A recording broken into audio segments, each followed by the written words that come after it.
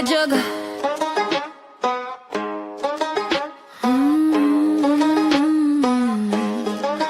Steam rising.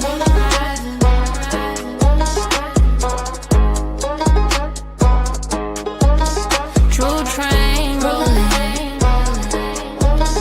through the fog. We don't beg for light, we bring it. Raise your vibe, find your tribe.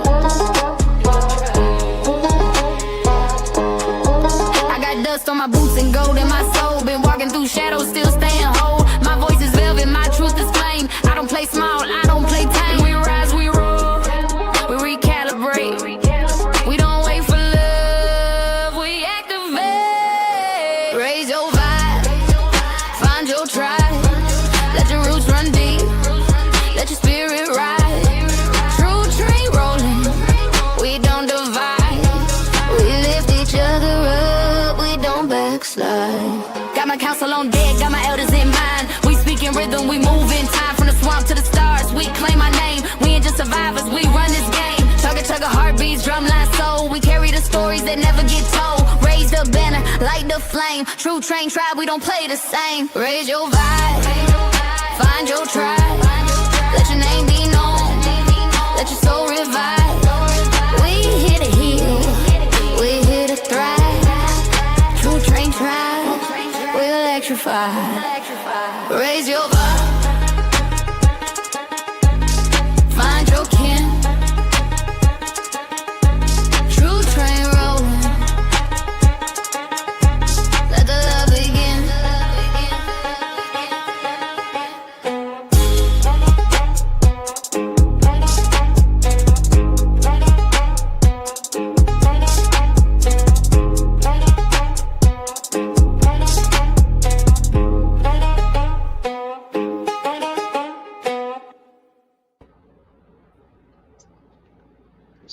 Welcome everybody to the War Room. Glad to have everybody here today. I'll check it on Today is September It's 10th, okay, 2025. so- We are live on Facebook, YouTube, Rumble. We got Gandalf's Facebook up and running. Good evening, everybody. Good evening, War Room from New Hampshire. We had a pretty good chat today, this morning. So, but since the chat, a lot has transpired. We got a lot of things taking place. We had one of those school shootings today in Evergreen High School, and then we had the assassination of Charlie Kirk in front of a crowd in Utah. I'm sure everybody's heard of that already. So we're going to give it a few days. Let's let all the misinformation filter out, and then we're going to bring something on that a little bit more in depth. But other than that,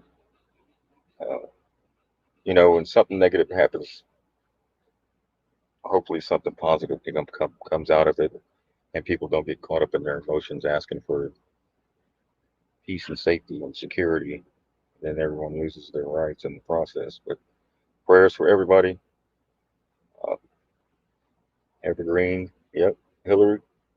Evergreen is Hillary Clinton's code name, and the shipping containers Evergreen. And then also, as Bird Love reminded me before we did the show, there was containers that fell into the water, and I think it was in California. At Delphine, good evening, Patriots. Yeah, so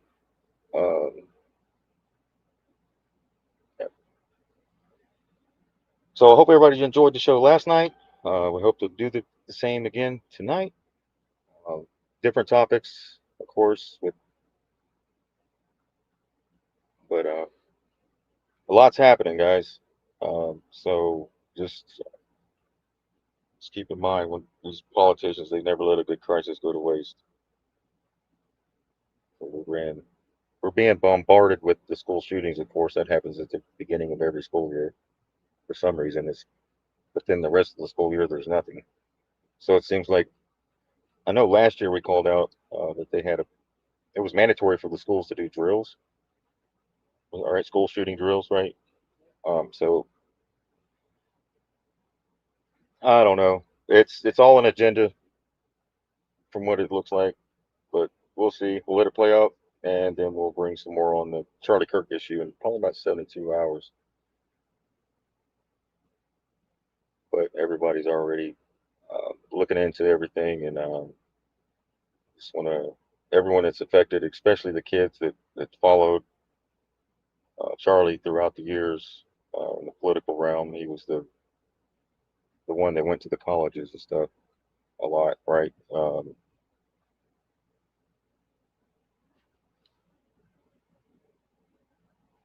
So,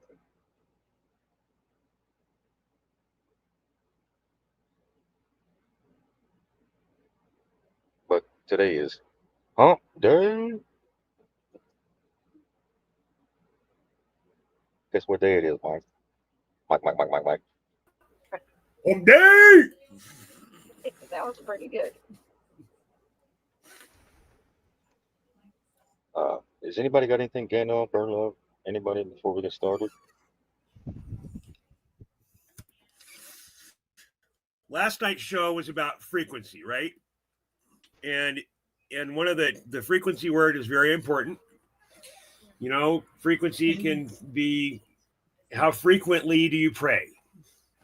How frequently do you engage with topics? What is your frequency? So it's not just the frequencies that we engage with, it's the frequencies that we are the source of. So as we look at the acceleration of the narrative war that we are in, I would just beseech everyone to check their frequency. You know, I saw the comments chat rolling by earlier that was very early in the, I think it was pre-show, that it's almost impossible to go on social networks because, you know, all you see is Charlie. And that's the way this is designed. So if it's step away for a moment, go hug a tree, you know, put your phone away and have a home cooked meal. Increase the frequency of the positive things in your cycle, and you will have a real defense mechanism against the narrative war that we are in. Because this is a narrative war. We're in the third Pike War, and today is a narrative deployment. So I very much like sheepdogs tack into this wind of news, and that we're going to let it all settle down for a few days and then see what we've got. There are much more important things to discuss that are more of an understanding than an understanding about the current Kirk narrative. And I'll summarize for all those that don't speak Gandalf. Check yourself before you wreck yourself. Yeah, don't get caught up in your emotions. That's Yeah. it. All right. Or did he say always? Trauma-based mind control. What, 72 hours?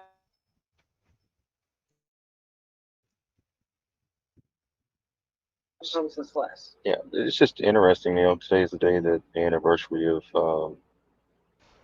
$1.2 trillion going missing from the Pentagon. You know, now we're not talking about that today. But tomorrow's 9/11. We got, I guess, according to the schedule, I guess Trump's supposed to attend the Yankees game, And the and the vice president's going to be at the 9/11 memorial. So we'll see. Let's continue in the show. Let me share a screen out here real quick.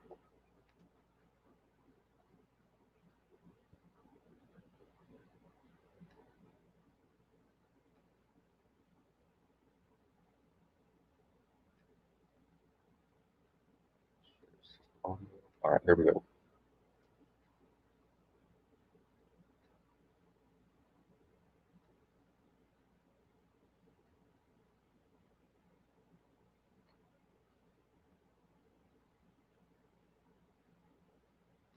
All right.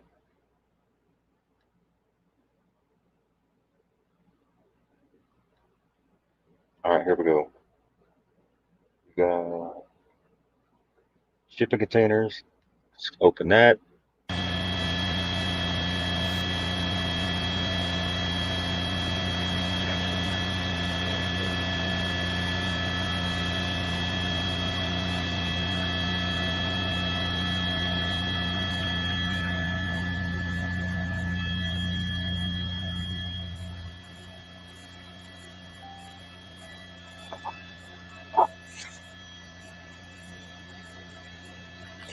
I wonder if that ship had anything to do with it. Right? What's that boom doing up on that thing?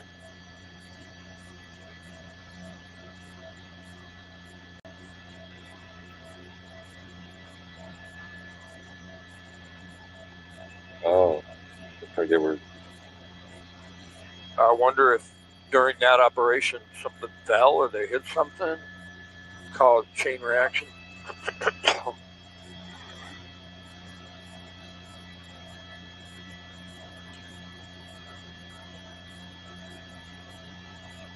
Yeah, must have hit the board. Yeah. I don't know because that barge would already been there. If they already got that smokestack hooked up like that, that barge would already been set up.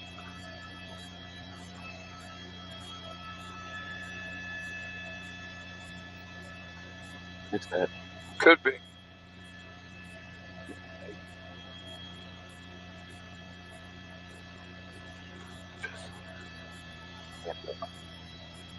There you go. All right, so we got shipping containers.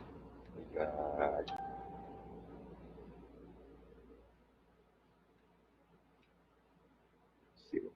oh, here's the one.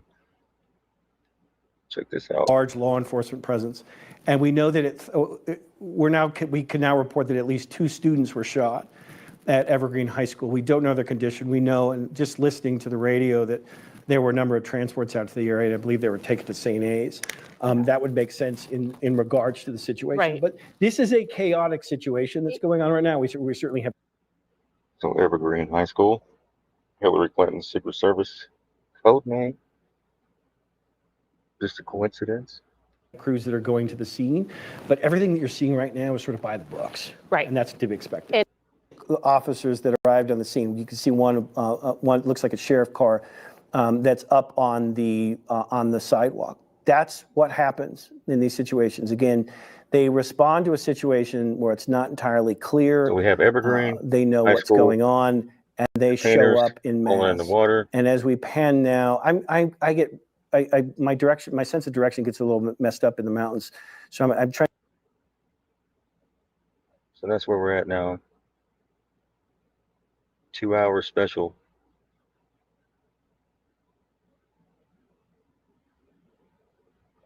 Here's some of the witnesses. The witnesses are always.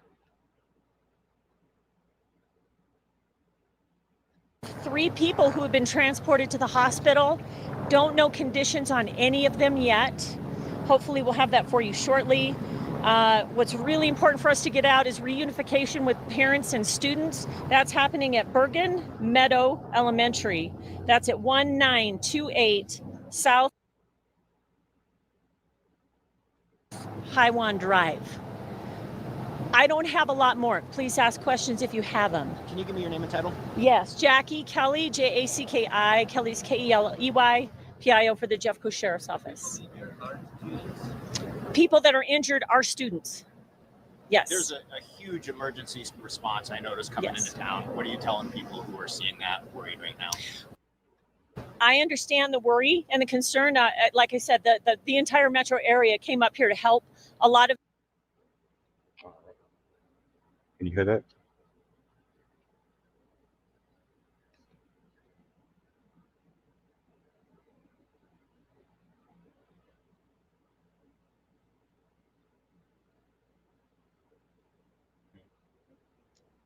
Are y'all there? Yeah. Okay. Just want to make sure we didn't lose sound.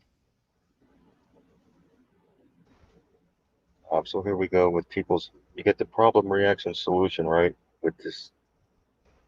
Y'all hear me? I can. So I took a semester of high school many years ago, not far from this location. I don't think this high school existed when I was going to school there. And the student parking lot in my high school was full of trucks with hunting guns in the back window.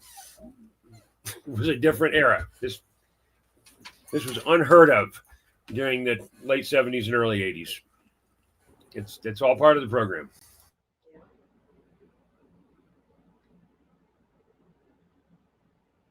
So we got problem, reaction, solution. Here's an example of getting in your feelings.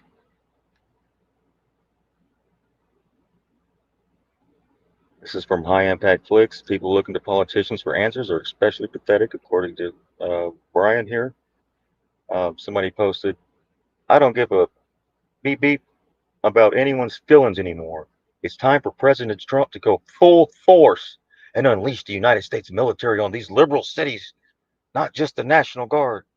Keep in mind that there's, several different Republicans, Democrats, and independents, people that don't vote, the people that do vote in these cities. It's not just a liberal city because it's a liberal as a mayor. So these people now are wanting the full force of the military to go in to the states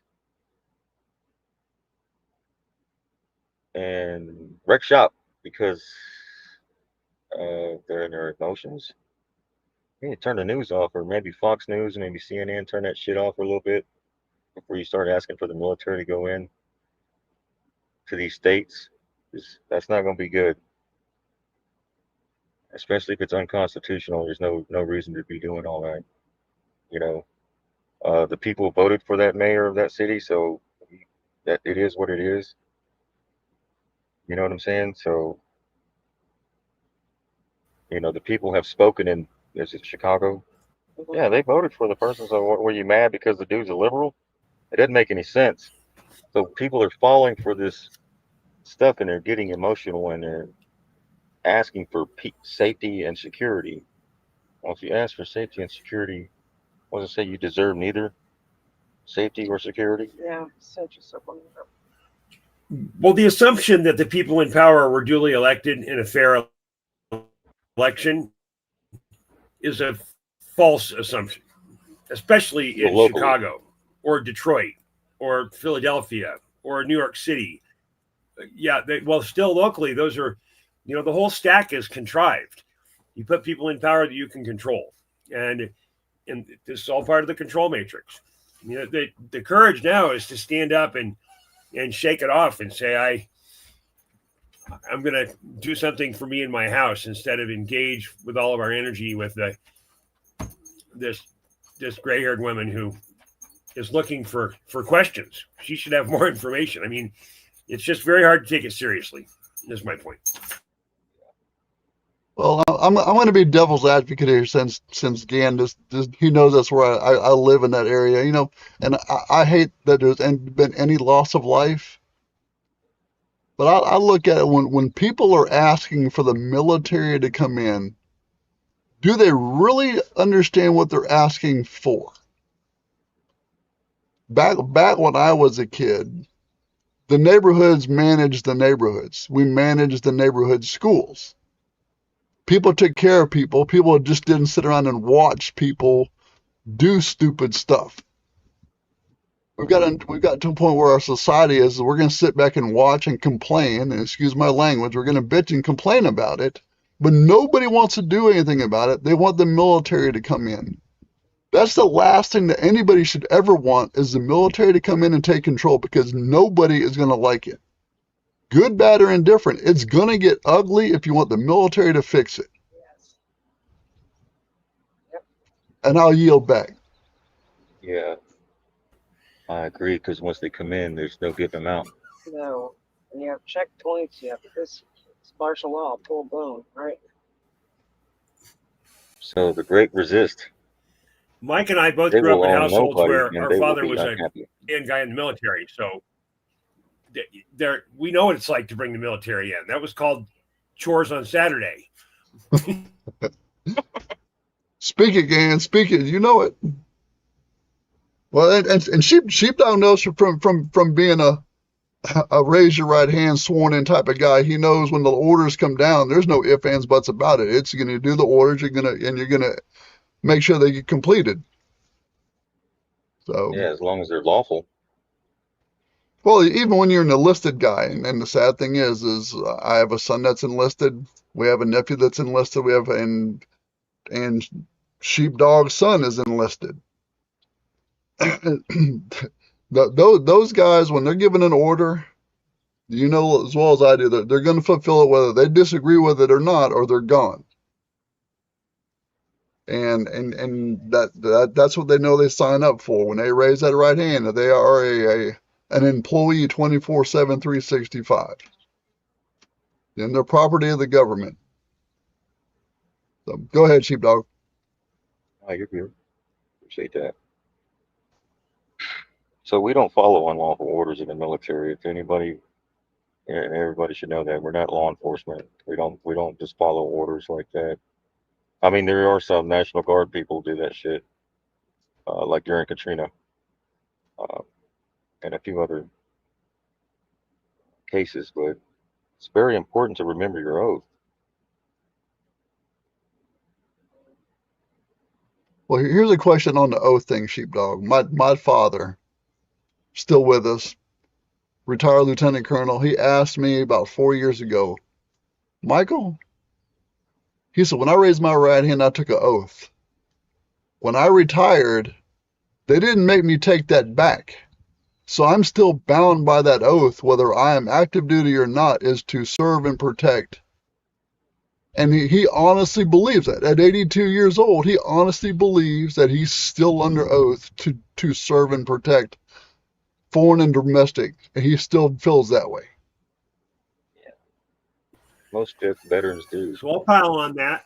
When I was in Florida, before I relocated back to Colorado after many years away from the Front Range, I was involved in the fringe military community. A large group of doctors that I worked with, many of them were retired military, and there are whole backyard militias in the South that they're ready to protect their community, and that's really what it boils down to here.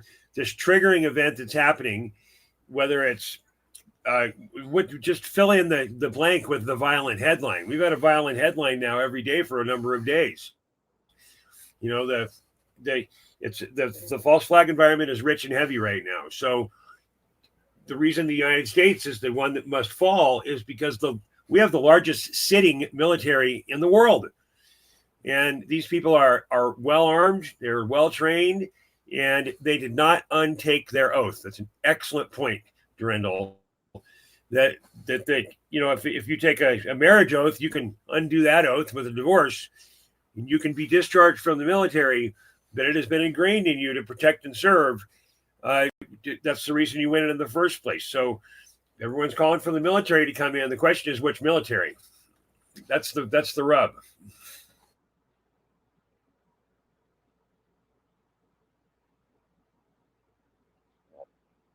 Guys, if you hear that noise in the background, it's my AC's on and it's really hot outside right now. Or when it cools off, I'll turn it off and you won't hear that background noise. Can y'all hear it? I don't hear anything. Go ahead, press on, No. Sheepdog. You guys make sure you take care of yourselves.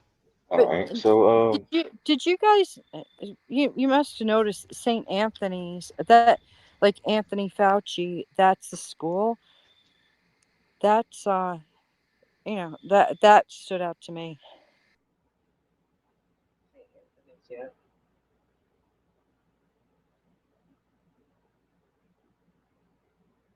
I guess since we're talking about the subject, I'll play the Vidal piece real quick. Yeah. Let me do that.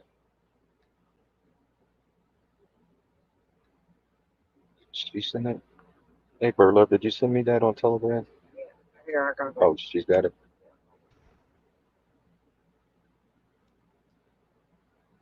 Just keep in mind. Yeah, Messenger.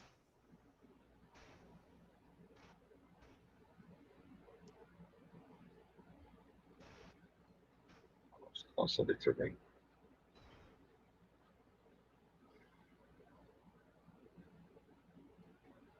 So we're talking about the point.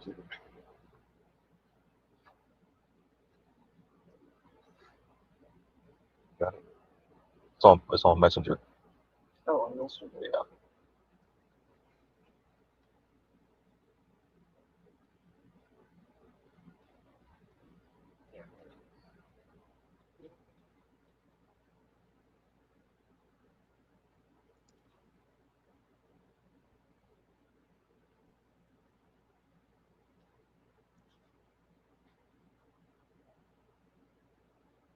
Hold on, it's just taking a minute to get pulled up.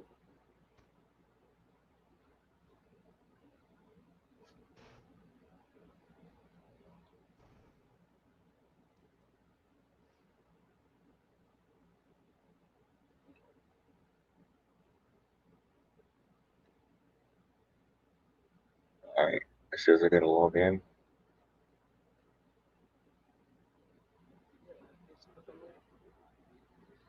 No, I haven't set that up on this laptop yet. No, I tried. Oh, is that it?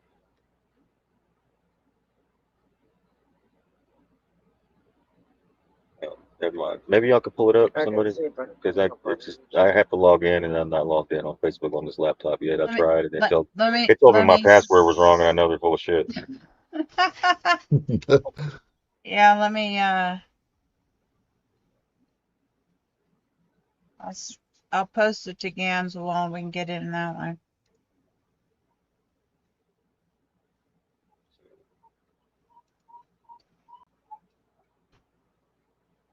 He does that during the show every time.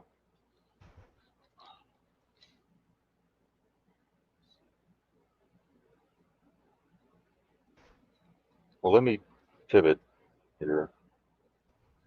You go ahead while we get that queued up. All right.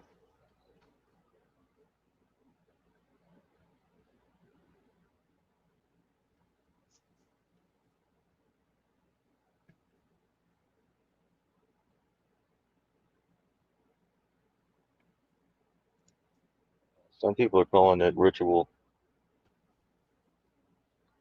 It's one big plug. You ain't in it.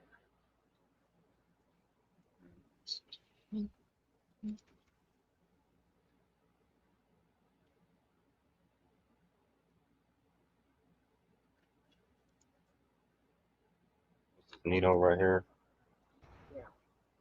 Nino Potter. He said that this was already reported. Charlie Kirk is apparently shot during the Utah Valley event.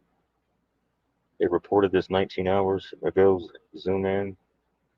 Yeah, because it says Upside down world we live in. Yeah, 18 hours, right? 19. 19 hours right here. New York Times posted it. They already knew in advance. They have on Wikipedia, they already have his death and the whole profile. Yeah. Because it's a short. Uh,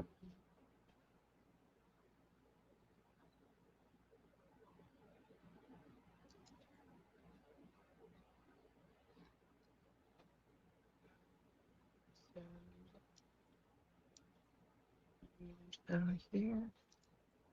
And then present. all right, so we're gonna go over. Let's do this. You have to Let see them that. know I got it. We got it ready whenever you're ready, sheepdog. Go ahead.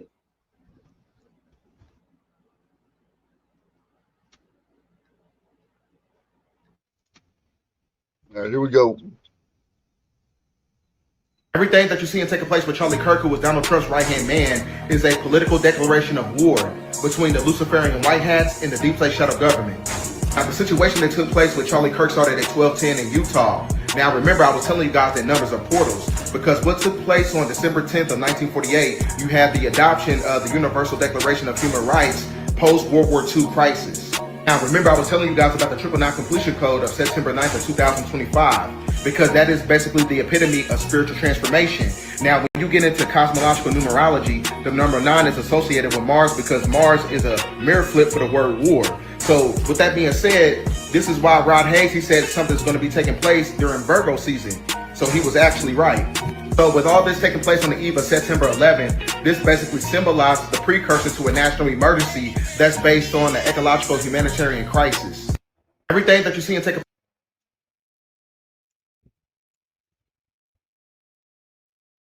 You got it back, sheepdog.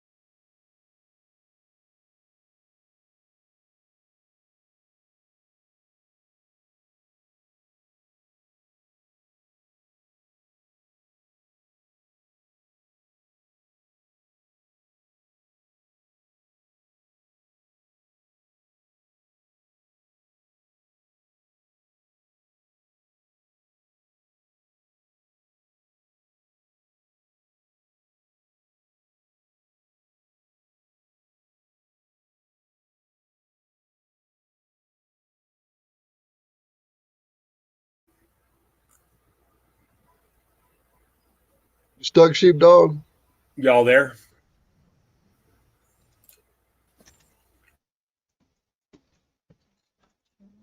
Mm-hmm.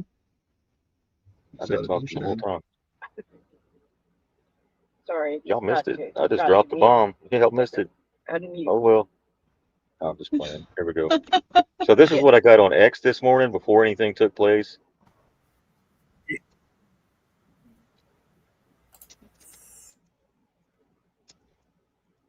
But you can feel it in the air. So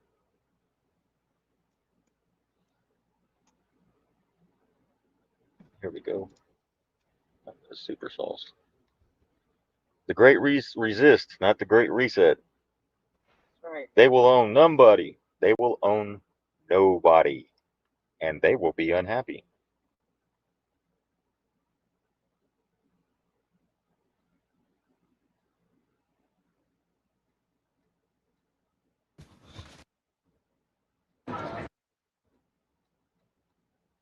That's all Charlie Kirk stuff. So let me go into, let's change the tone here. I want to go into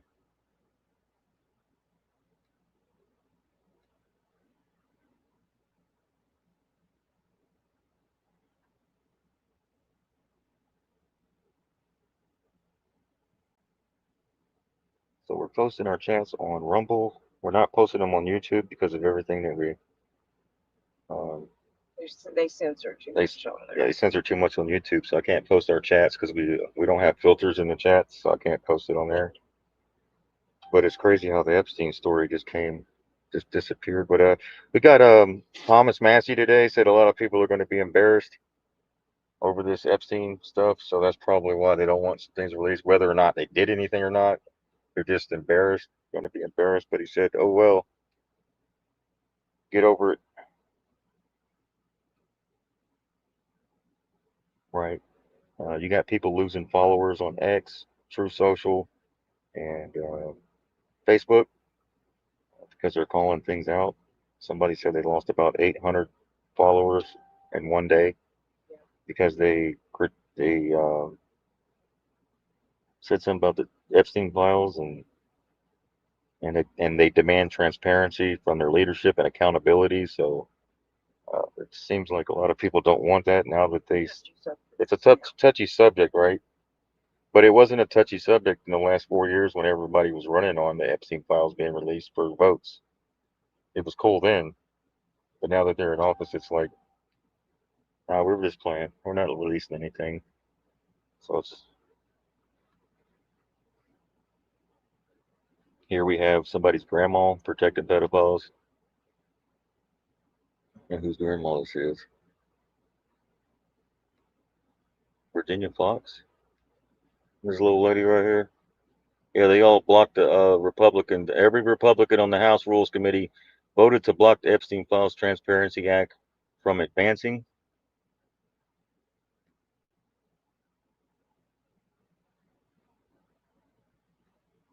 Here we have, there's a lady. She says, I just lost 700 MAGA followers because I've refused to engage in race hate. I haven't let up on the Epstein files, and something pedophiles, and I demand transparency and accountability from leadership. So be it. Staying true to myself. X is not real life anyway. Thank God. See ya. Right. As I said, if you can't handle the truth, get off the damn porch. 7 days ago, many of the Epstein case files that were just released by a House committee were already public. We already know that. You talk too low. I gotta put that closer. Okay. Here, let me put this microphone up there. I gotta get her microphone closer.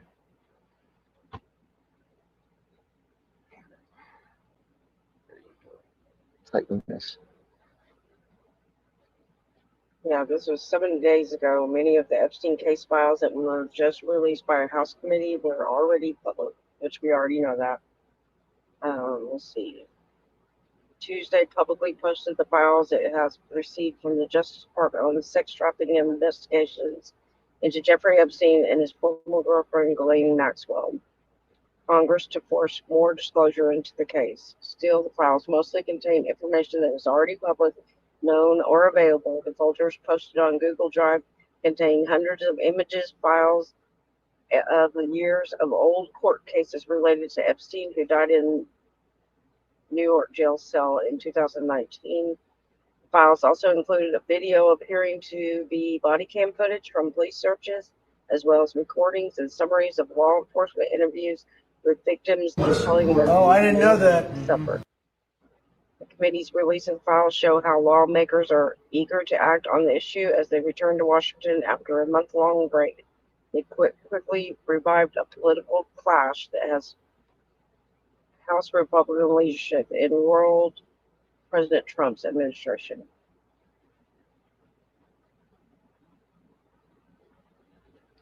So Justice Department is to begin giving Congress files from Jeffrey Epstein investigation, Comer says. That's probably all this stuff's ramping up.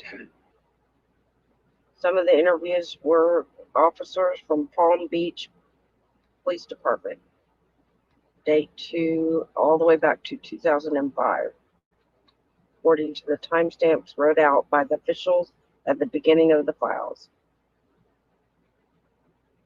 That's that. So they're pushing it.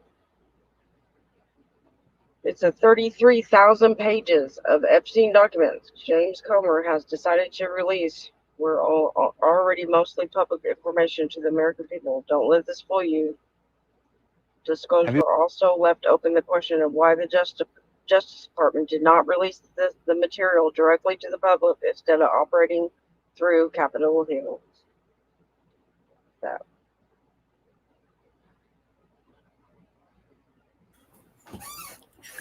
And don't forget that Pam Bondi was the Attorney General of Florida from 2011 to 2019. Oh yeah.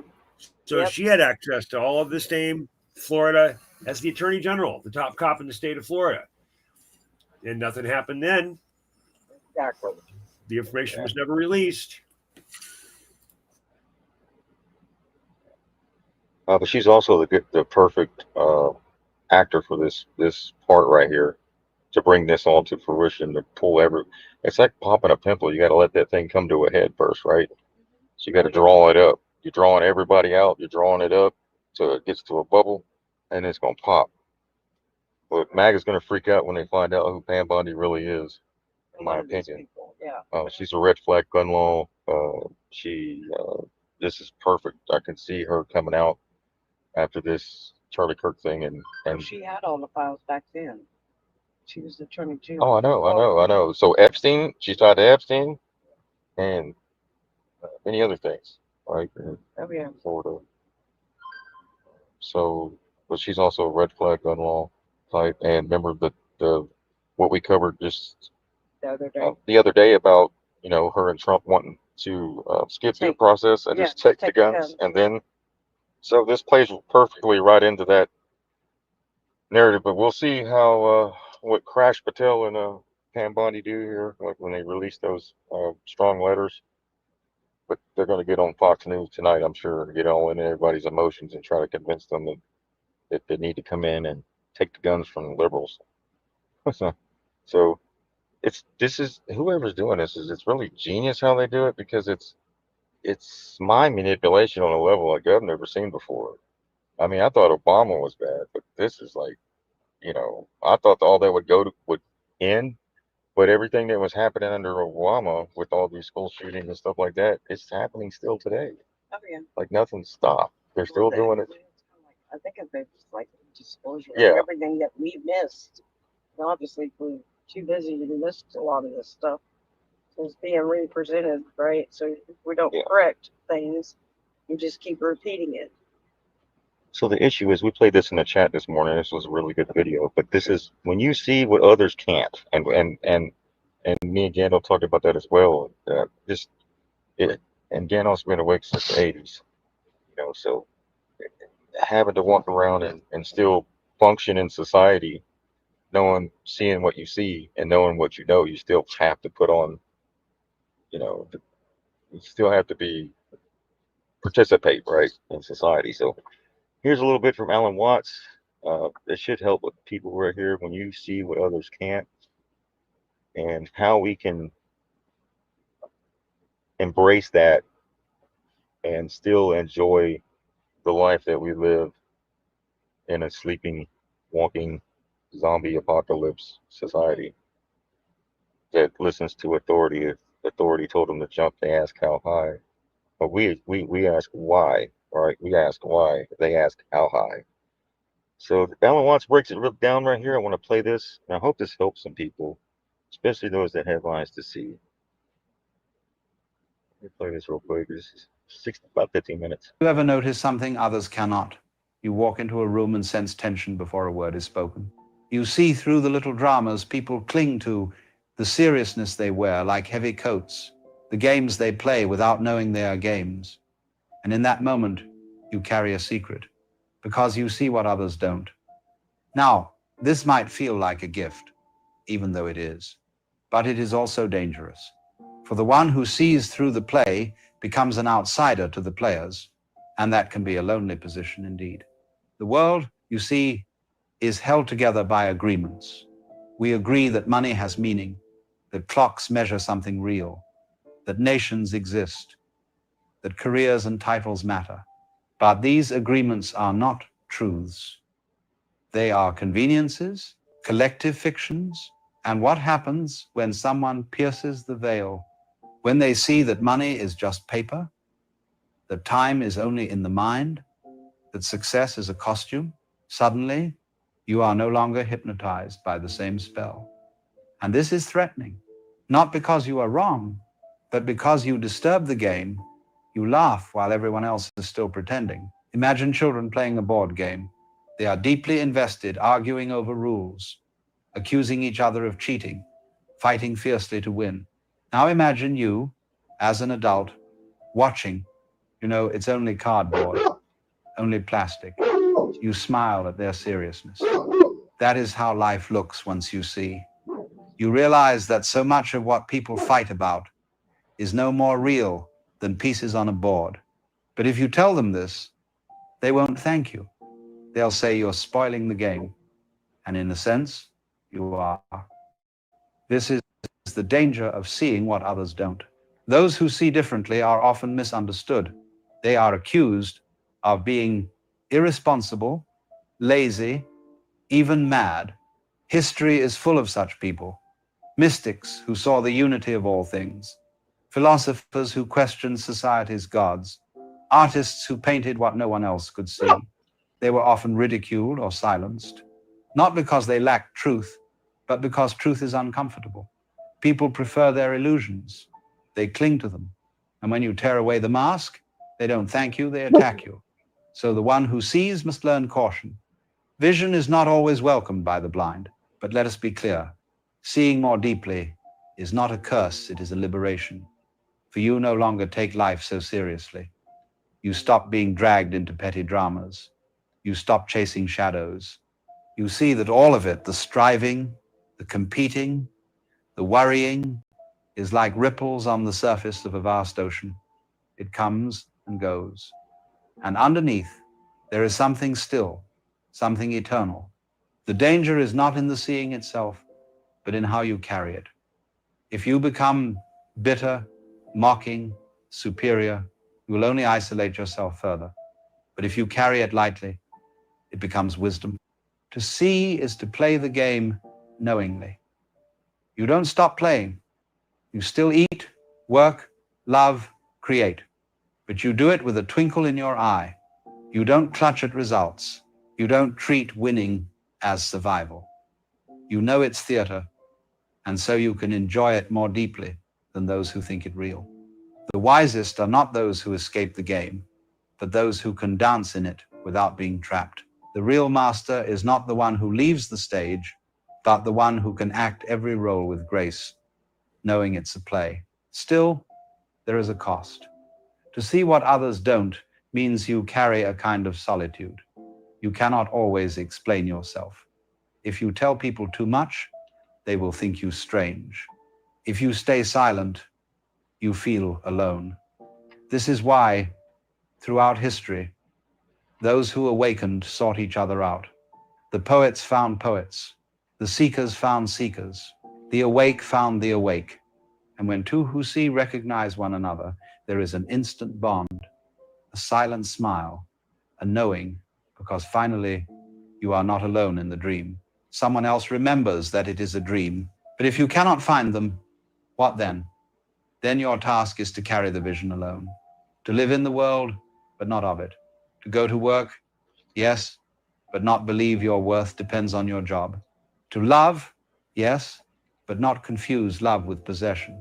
To succeed, yes, but not identify with the trophy.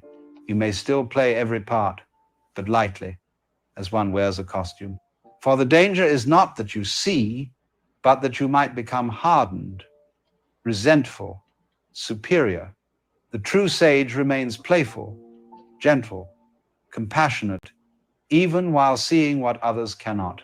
Now here is the paradox. Those who see what others don't are often rejected at first, but celebrated later.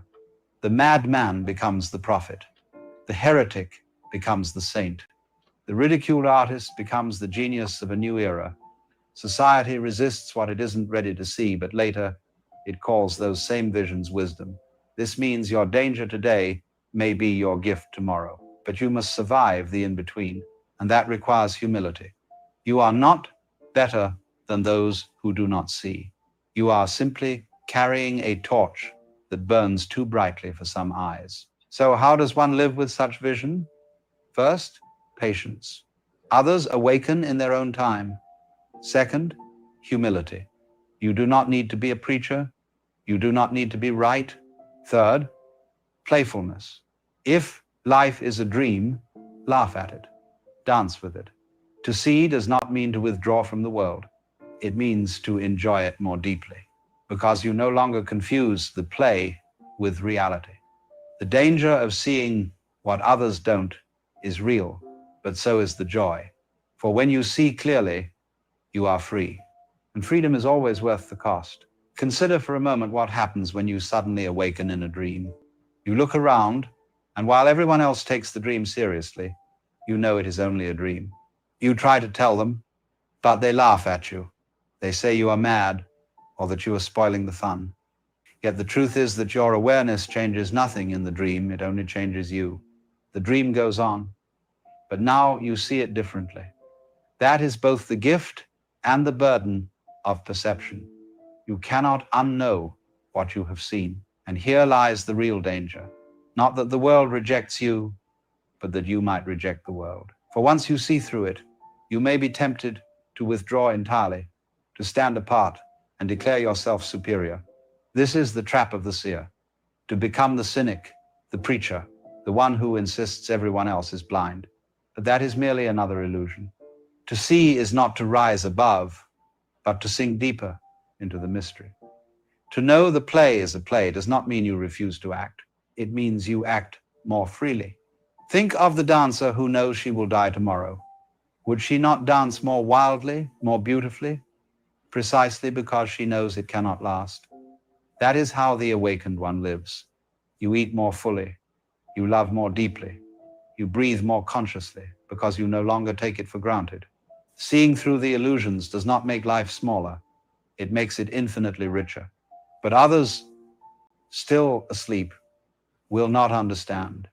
They will ask why you laugh when they cry, why you are calm when they panic, and you cannot always explain. You can only live. There is a Taoist saying, those who know do not speak, and those who speak do not know. Why?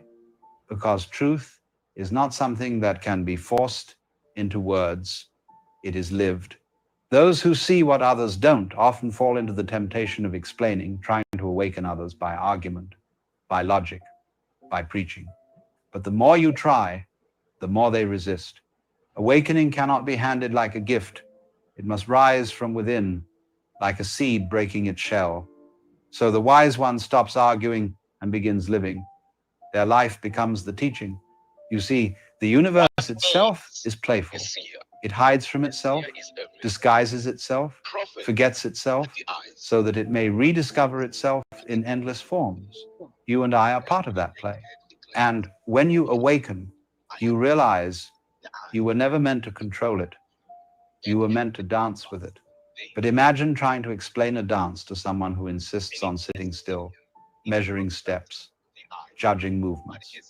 They will never understand until they stand and move themselves. In the same way, those who do not see will never understand by words alone. They must see for themselves. The danger, then, is not in perception, but in isolation.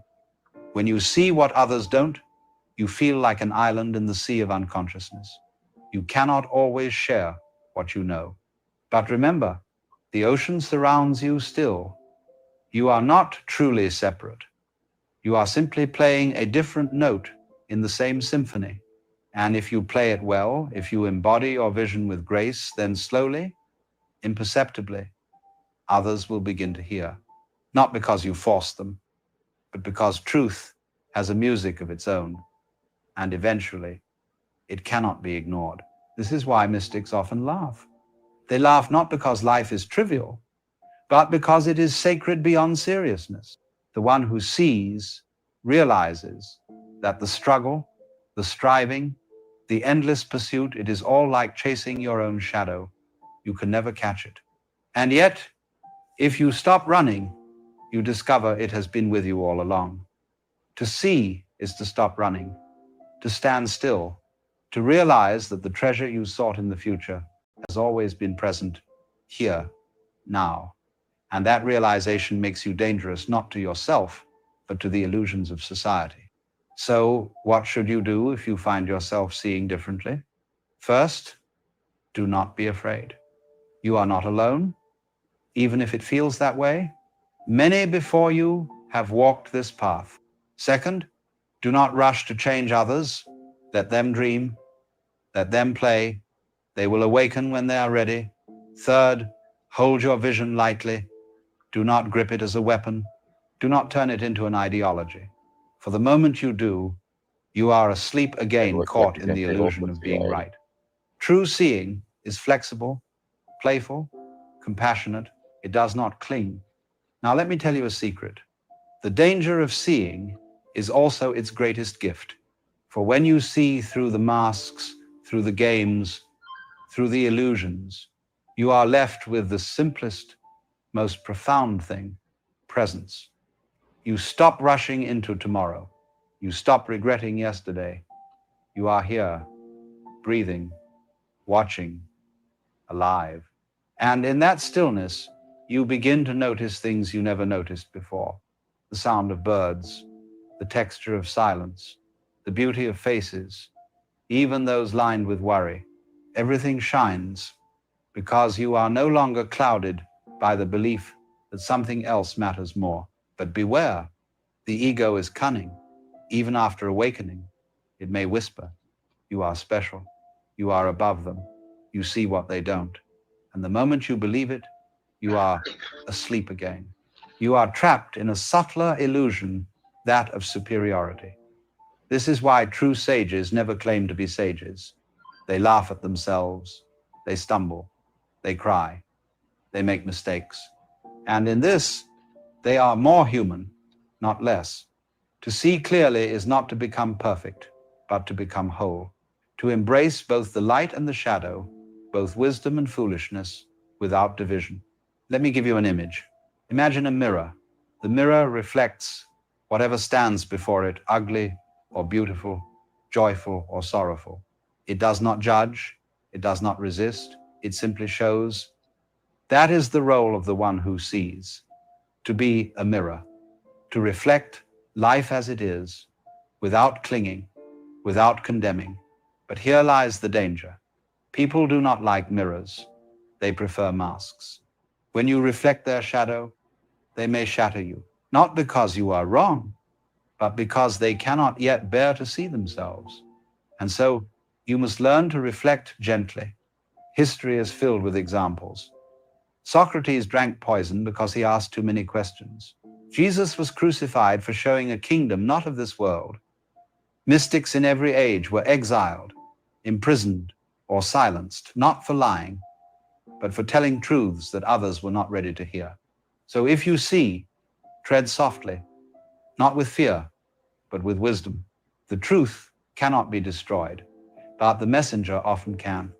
This is why the awakened often cloak their vision in stories, in parables, in laughter. For the truth slips past defenses more easily when disguised as a tale than when shouted as a fact. So what is the point, you may ask? Why awaken at all if it brings danger, isolation, misunderstanding? Because once you see, you cannot unsee. And because the joy of seeing outweighs the burden, to walk freely, to laugh without reason, to love without clinging, that is worth every misunderstanding. And in time, your presence may inspire others, not because you convince them, but because you embody a way of being they cannot ignore. They may not know why, but they will feel it. Your freedom will be contagious, and slowly the dreamers will stir. In the end, the danger of seeing what others don't is the danger of being alive. For to live is to risk misunderstanding, rejection, even death. But to refuse to see is not to live at all, it is to exist half asleep. Better, I say, to see and stumble than to sleep and dream forever. The universe itself wants to wake through you. It whispers in your intuition, in your laughter, in your tears. Remember who you are.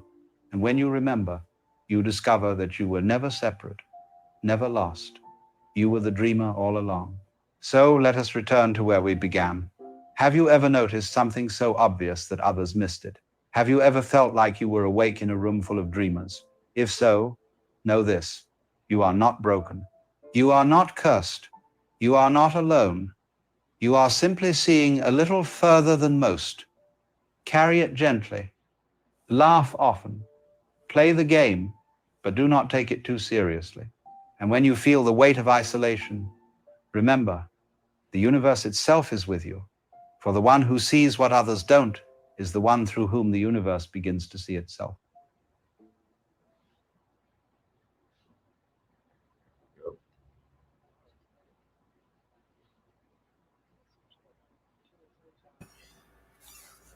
Third time watching So I it. wonder how many people know who Alan Watts is. How long have you been listening to Alan Watts, Sheepdog? Who, me?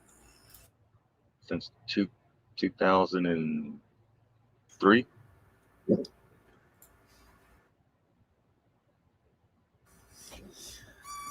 So this awakening process that he talks about, and the uncomfortable stillness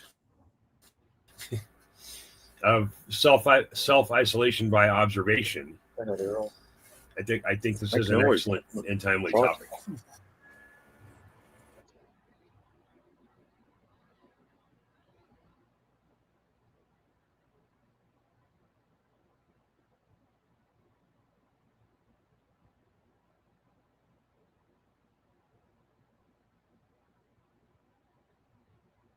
I listened to Alan Watts for about the same amount of time. That there was 3 summers ago, I found Alan Watts' playlist and listened just about every day while I was doing chores or riding my bike. And man, he was so ahead of his time and so prolific. I really learned a lot by listening to him.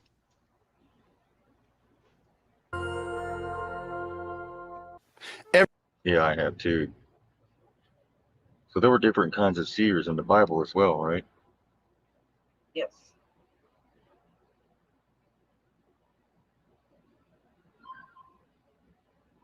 You know, you were talking about the sages today as well. That's an interesting statement, Sheepdog. The spectrum, I think, would go from John the Baptist, who was known to live in the wild, rough, and a spoiled tax collector. So I think that's pretty much end to end every possible human.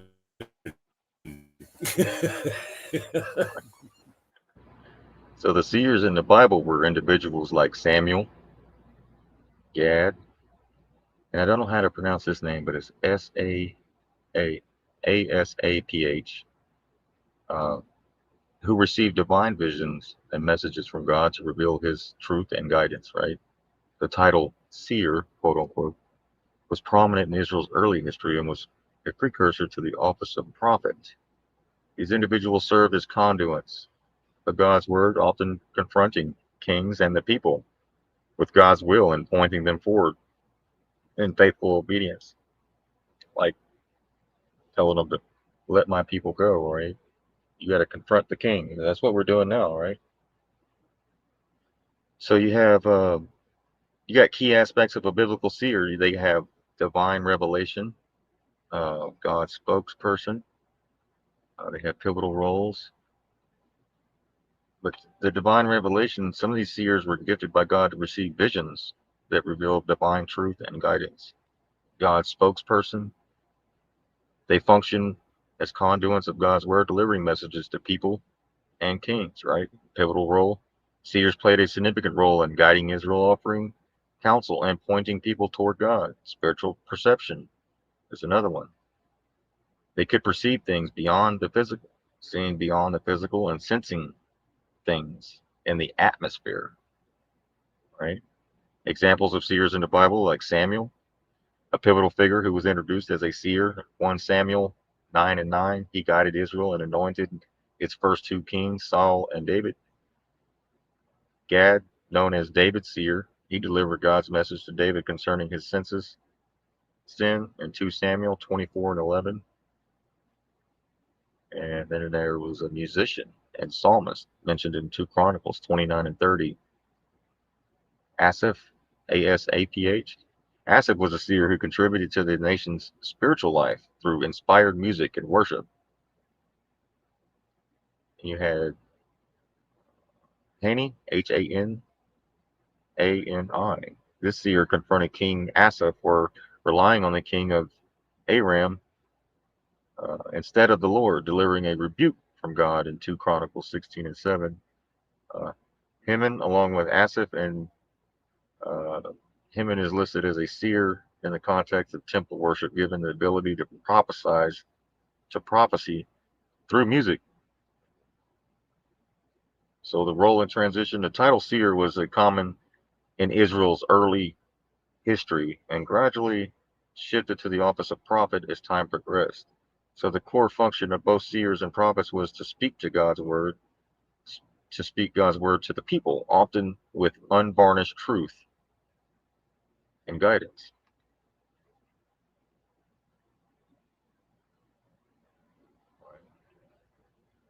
Go right here.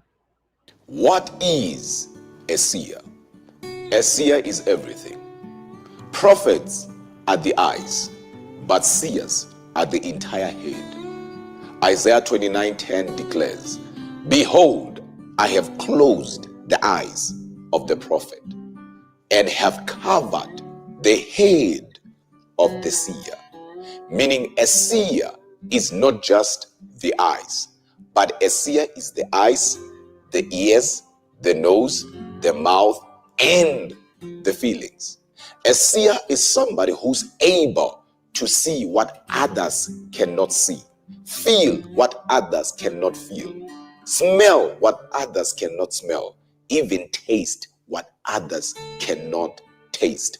A seer moves in all 5 realms.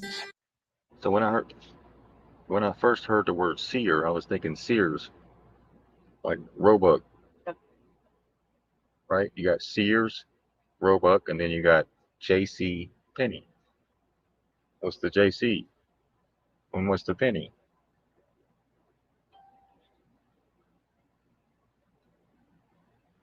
Right?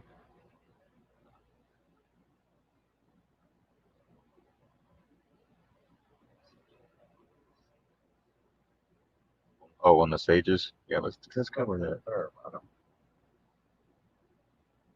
So the sages, what does a sage do? Wisdom unveiled. A sage serves as a wise advisor, right? The wisdom comes from the mother, though, right? The bride comes down. The wisdom is a wise dome. Head. That's a head, right? A sage serves as a wise advisor, guiding individuals through philosophical insights and practical wisdom.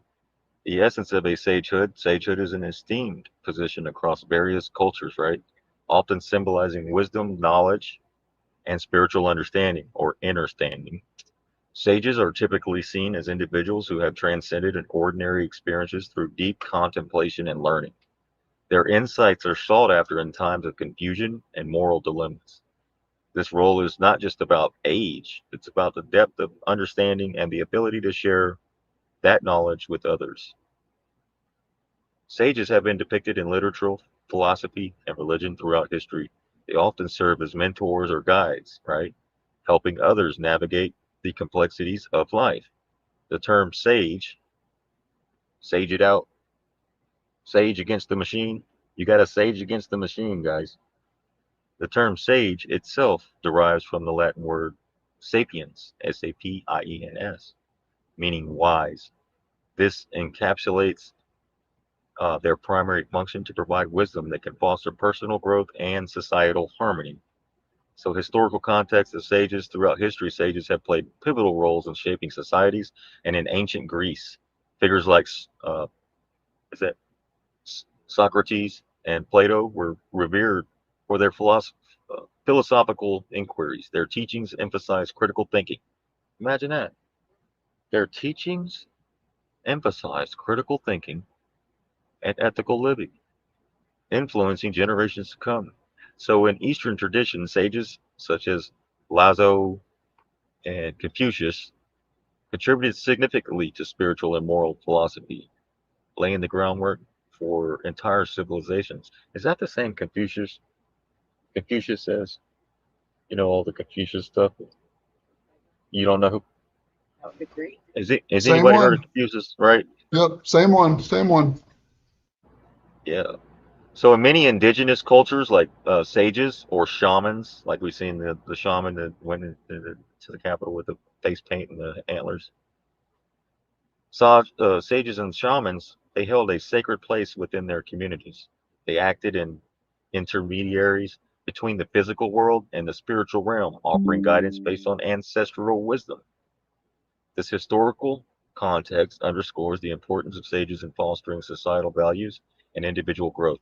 So we have the diverse roles of a sage. Sages fulfill various roles depending on cultural context and individual needs. Here are some key functions they often perform. Philosophical guidance. Sages are often called upon for their philosophical insights. They encourage individuals to question their beliefs because a belief is a belief, right? It's not knowing. It can be changed or depending on where you're at in your journey. But individuals to question their beliefs and consider broader perspectives. This process can lead to profound personal revelations and a deeper understanding of one's purpose. It's what we've been talking about, right? A lot, right? Knowing who you are, knowing your purpose. Mentorship. Many seek out sages for mentorship in both personal and professional realms. A sage A sage's experience can provide invaluable guidance on navigating life's challenges, making informed decisions, and achieving goals. Mediators and conflicts is the third one. So in times of conflict, sages can act as mediators. The impartial allows them to facilitate discussions between opposing parties, helping to resolve disputes through dialogue grounded in mutual respect. It's all about mutual respect, right? Respect is an optional. Spiritual advisors. For those seeking spiritual enlightenment or growth, sages offer insights into practices that promote inner peace and understanding or understanding. They may guide individuals through meditation techniques or philosophical teachings that foster spiritual development. Right? 5. Cultural preservations. Sages often serve as the custodians of cultural heritage, passing down stories, just like the natives did, right? The oral tradition. You got to pass them down. The traditions and teachings from one generation to another. This role is crucial in maintaining community's identity and values over time. Now, this is very important right here. This is where we all went wrong. I don't remember my grandmothers died, all of them, when I was 8 years old, but by the time I was 8, but nobody passed down anything to me. Nobody said, all right, we're going to go over here. So this is what you need to pass down. This is what grandma told me. You know, it's this, we lost that, right? We lost that connection with our grandmother, grandfather, great grandmother, grandfather, and asking the questions. But maybe because we're too young. But over time, we've lost our identity because of it, which is a crucial role in maintaining a community's identity and values over time. So, the qualities of a sage. Not everyone can be considered a sage. Specific qualities set them apart, like wisdom. Description of wisdom is a deep understanding of life's complexities gained through experiences. Empathy, the ability to understand others' feelings and perceptives. This is important. The capacity, which is patience, the capacity to listen without rushing to judgment or conclusions. These are things we all got to work on. Integrity, a commitment to ethical principles guiding their actions. Courage, the bravery to speak the truth even when it's uncomfortable to others around you, even if you lose 700 followers or 1,500 followers or 50,000 followers, at least you told the truth. That, you know, that way at the end of the day, you don't carry that weight of just blowing smoke up somebody's ass so you can maintain your numbers. If you're worried about your numbers in the truth community, you're worried about the wrong thing and you're probably not telling the truth. So sages across cultures, a comparative look. Different cultures have, because people respect the truth, even if it's even if it hurts them in the end. They still, it's like, man, I appreciate you being the only one that had the balls to tell me that. They'll come back and you'll get the respect. Like, this guy ain't gonna. If I ask him a question, he's gonna tell me the truth, even if it hurts my feelings. Right? So sages across cultures, a comparative look. Different cultures have unique interpretations of what it means to be a sage. Here's a look at how various traditions perceive this role. Of Western philosophical traditions and Western thought, philosophers like Aristotle viewed sages as individuals who possess practical wisdom, essential for virtuous living. They emphasize rational thought combined with ethical behavior is crucial for leading a fulfilling life. Eastern philosophical traditions, they often intertwine spiritually with wisdom. In Buddhism, for example, sages or enlightened beings guide practitioners towards enlightenment through teachings that emphasize mindfulness and compassion. Compassion comes up a lot, don't it? So, yeah, it is. Indigenous wisdom keepers. So the indigenous cultures regarded sages or elders as vital sources of knowledge about nature, spirituality, and community values. They play critical roles in storytelling traditions that preserve cultural identity that we've all lost. Our identities have been stolen. So the modern sage, relevance today, in today's fast-paced world filled with information overload, the role of a sage remains highly relevant. There's a lot of stages out there that have podcasts, just so you know. Navigating complexity.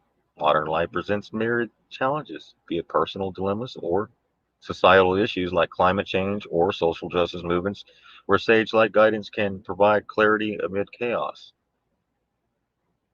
Climate change isn't the weather. Pursuit of authenticity. Where have I heard that? We got to pursue to be authentic in an era where superficiality often reigns supreme due to social media influences. Many seek authenticity in relationships and self-identity, which is a journey where sage-like figures can help illuminate paths towards genuine self-discovery. Mental health awareness. With growing awareness around mental health issues such as anxiety or depression stemming from societal pressures today, wise mentors equipped with emotional intelligence can offer support systems conducive for healing processes. I used to have anxiety and depression, and all that was taken away. How to cultivate sage-like qualities within yourself. Aspire towards sagehood involves deliberate practice at developing specific qualities associated with this revered role. We're going to embrace lifelong learning. Commit yourself actively toward gaining knowledge through reading diverse materials, philosophy texts, along with contemporary literature to broaden your perspective continually. So here's the key word right here: diverse materials. Practice mindfulness techniques. Engage regularly in mindfulness practices such as meditation or prayer, which fosters self-awareness while enhancing emotional regulation skills necessary for empathic interactions with others. That empathetic? I think that's empathetic. Yeah. Interactions with others. This fosters relationships built on trust and respect. That's very important these days. We're going to build connections founded upon mutual respect by actively listening without judgment, creating safe spaces where authentic conversations can flourish naturally, but over time. The impact of sages on society and individuals alike. The influence wielded by sages extends far beyond individual interactions. They shape societal norms while inspiring collective movements towards the positive change. And I think that's where we've Dang, Gracie. My dog is. Hey, she's pulling it. Sorry, guys. My dog is silly. Her. She's got something to say. Yeah. She's attention. You know what? She's your local sage. So, yeah, my dog. I love her so much. My dog. They're definitely. Ain't that right, Gracie? So, this is a really good sage influence area. We have moral frameworks development. Sages contribute significantly towards establishing ethical guidelines within communities, promoting harmonious coexistence among diverse populations. So it's coexisting amongst diverse populations, and that's what a lot of people in America just aren't ready for. I believe there's still people that have a lot to learn about what America really stands for and who we really are as a people. How we coexisted before for thousands of years in peace until recently since the deception of and the Satan was unleashed, or just that short season. Satan's little season is kind of what we're in with all the deception. But cross management strategies, their insight during turbulent times, helps devise strategies aimed at restoring peace and stability within affected regions. So through mentorship programs led by seasoned mentors, fostering unity among members, leading towards collaborative efforts addressing shared challenges. This table illustrates how deeply interconnected sage-like influences permeates various aspects, shaping human experiences collectively over time. So we're shaping human and experiences collectively over time. It takes time. So key takeaways: sage, wisdom as guidance. Sages provide profound insights for personal growth. Mediators of peace. They facilitate conflict resolution through dialogue, which is communication, right? That's what stops wars, when two sides communicate. Cultural custodians. Sages preserve traditions, ensuring community identity. Spiritual mentors. They guide individuals on paths to spiritual enlightenment. And lifelong learning. Lifelong learning. As I said twice.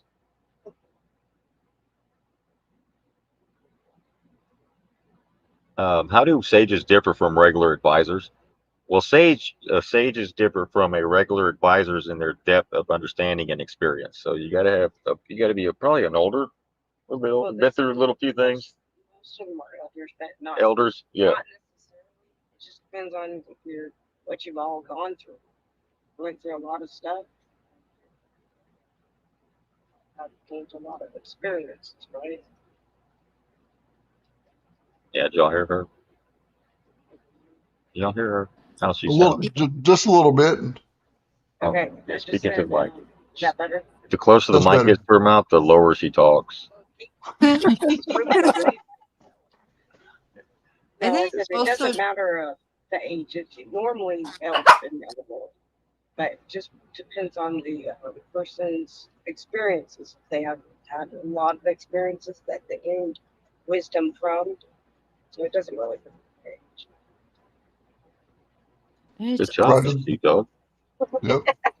it's also knowing when to stand up and say something too, and not have any fear. Just you've got to be able to just Let you know, stand. thing. The bullhorn by the short and curlies. I mean, God just wants us to know the truth and to behave ourselves. That's basically what I think. Good input, Nadine. Thank you. So they possess qualities such as wisdom, empathy, and integrity, which enable them to offer profound insights. And this allows them to address not just immediate concerns, but also deeper uh, existential questions. Ex, ex, oh, existential questions. Can anyone become a sage? While anyone can aspire to become a sage, it does require dedication to lifelong learning and self-reflection. Cultivating qualities such as patience. That narrows the field, don't it? You got to have patience of a saint, empathy, and an open mind. That narrows the field again. That's all essential. So the true sagehood involves not just knowledge, but the ability to share it meaningfully with others, right? So what in fact impact does it's like having all this wisdom and empathy and integrity, but yet you don't know how to communicate that to the people, then you're not going to be able to. But what impact do sages have on society? Sages, so true sagehood involves not just knowledge, but the ability to share it meaningfully with others. Okay, what impact do sages have on society? Sages significantly impact society by shaping moral frameworks and guiding communities through challenges. Their insights can foster unity, promote ethical behavior, and inspire collective movements towards positive change. They often serve as culture preservationists, passing down valuable traditions. And that's another thing. This preservationist is preserving is even in this my state constitution when it's talking about the republic, right? You got to preserve it. In other words, it could go rotten if you don't uh, try to preserve it. So how can one cultivate sage-like qualities? So to cultivate sage-like qualities, engage in lifelong learning through diverse reading and experiences, practicing mindfulness techniques, enhances self-awareness while fostering respectful relationships, encourages authentic interactions. Actively listening without judgment creates safe space for meaningful conversations essential for personal growth. Conclusion, what does a sage do? A sage against the machine, that's what they do. Instead of rage against the machine, they sage against the machine. So they do the positive In side. these comments, are Huh? you putting them up? No, he's I'm more either gonna pop him up and then he won't be able to hear. Oh. So a sage embodies wisdom that transcends mere knowledge. They engage deeply with life's complexities, while offering guidance rooted in empathy and integrity. So by embracing these qualities ourselves through lifelong learning and mindful practices, we too can inspire towards becoming modern day sages capable of impacting lives positively around us. So in navigating our journeys together, let us seek out those who inspire us while striving towards embodying similar virtues ourselves along this path called life.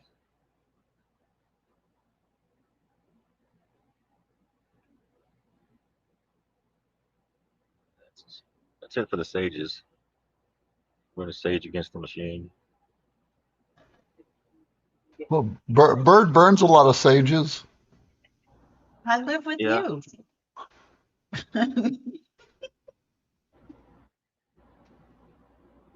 It kills germs too. Bacteria. But you know one thing that I've noticed, Sheepdog, I think there's some people that are in my life that they could be a sage. But one thing I've noticed is those people that have that personality, they're like a magnet. Because everybody seems to find them out and seek them out and want to bend their ear and open their hearts and souls to these people.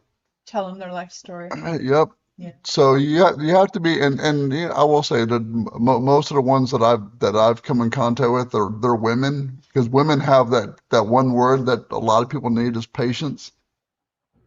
Oh, I know.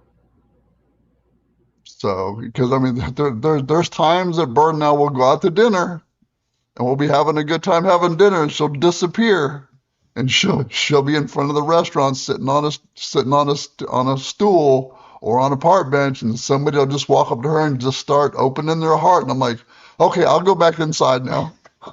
That's awesome. Well, that they also know that they have a feeling and a sense with her that they can tell her stuff and it stays with her, and she don't go out and blab it around town. So I guess there's people that are just like that. They're like magnets. They just attract people that just.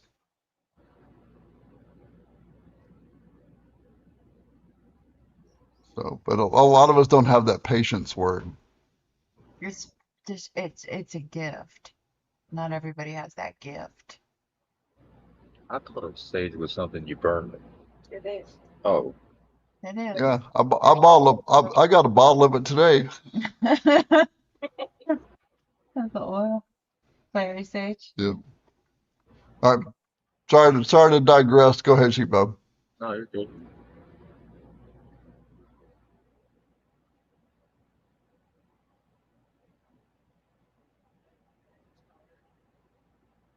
What's he talking about? John Nolan?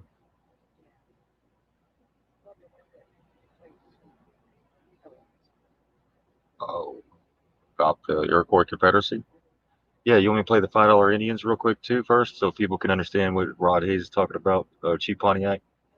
Let me play this $5 Indians, because I know Chief Pontiac talks about this a lot, and this is no disrespect to anybody, trying to put anybody down. I wouldn't calling other people stuff like this. It's not their issue. This is the past. That doesn't mean somebody today is that. But this is the past history of what took place here, why that term is being used, right? So I want to play this right here. This is from Family Tree Nuts. No pun intended. Here we go. Ever Family come Tree across Nuts. the term $5 Indians? It's one of those quirky historical tidbits that almost sounds made up. Imagine this, late 19th century America, where for just $5, roughly $150 today, someone could reportedly get themselves listed as Native American. $5 make you holla? This isn't a feel-good story about cultural blending, though. It's about greed, ambition, loopholes, and the tangled mess of identity and bureaucracy. These illegal land grabs have had an impact on people today, and the term $5 Indians has become a jab at people who are part of the wannabe tribe and the pretendians. Today, we're digging into what $5 Indians means, how it got started, and why it still lingers in history. Let's travel back to the 1890s and explore this strange chapter. Hey everybody, this is Colonel Carson with Family Tree Nuts, and I'm a professional genealogist and a historian. In our videos entitled, No, You're Not Cherokee, and No, You're Still Not Cherokee, we have had thousands of people make comments about $5 Indians, but I discovered that most folks had never heard the term. That's when I knew that it was time to make this video. At Family Tree Nuts, we build family trees for clients that either don't know how, don't have the time, or don't want to pay those expensive membership fees. We'd love to honor your ancestors for you. We also make history videos all over the United States and a few countries. So if you like videos like these, be sure to subscribe to our channel and give us a thumbs up if you like this video. Now back to the story. To get the full picture, we need some context. By the late 1800s, the U.S. government was focused on managing Native American lands and resources, often through policies like the Dawes Act of 1887.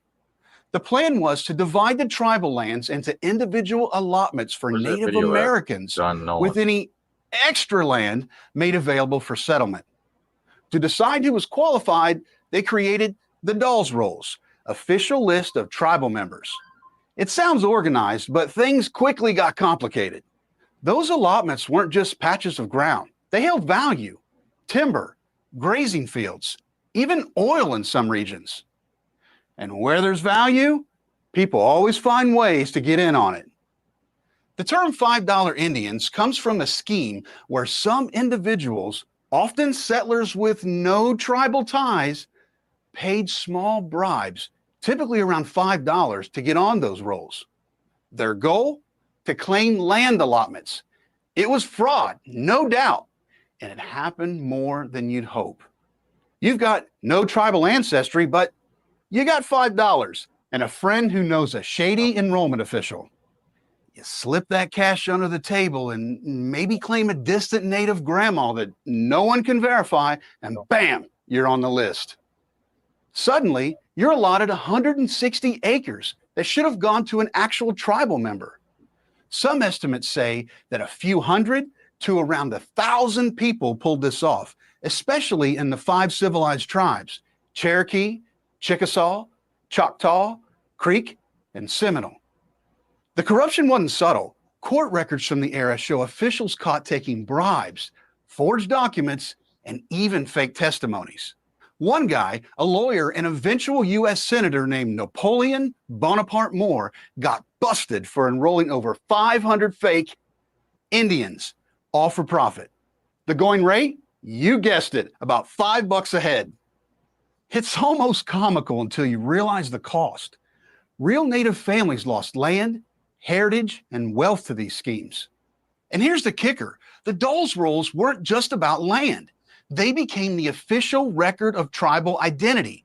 Even today, some tribes use them to determine membership.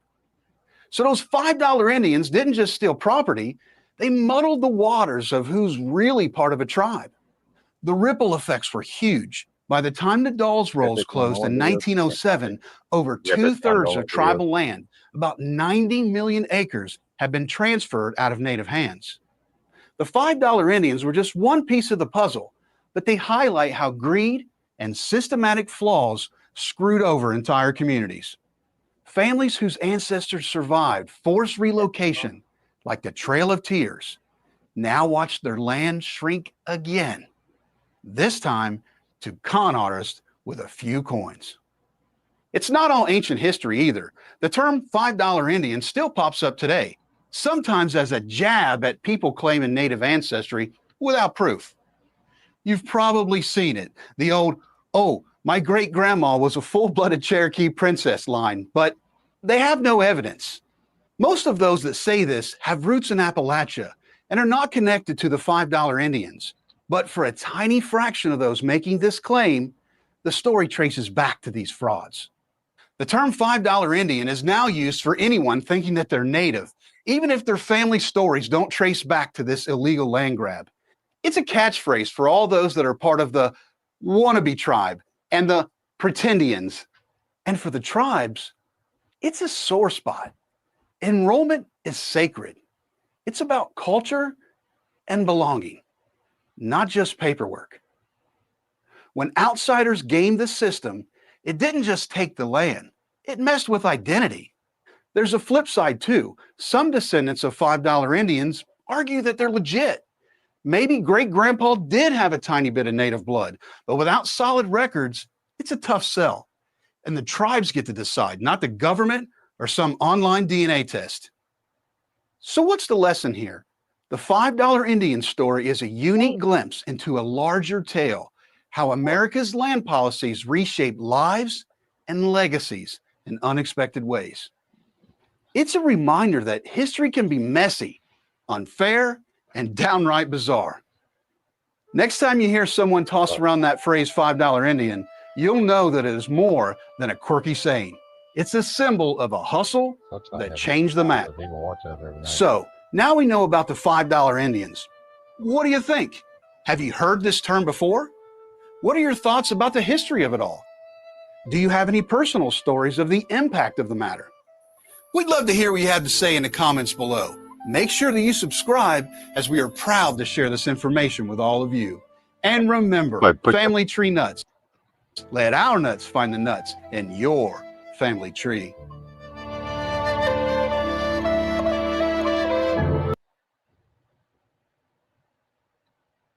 That was from Family Tree Nuts. History on this on YouTube. These nuts. I think, yeah, that's his name. But like you said, it's like the government can't get that. And the founding fathers borrowed liberally. Right. So you could we were born in a tribe, or you could be adopted into one.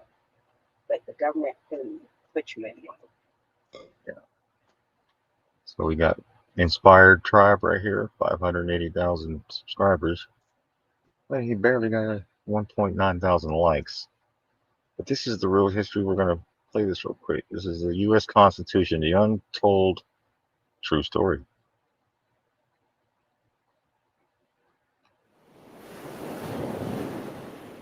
Countless books have been written on the history of America, her people's desire for independence and freedom, the founding fathers, and one of the greatest documents ever created, the Constitution for the United States of America.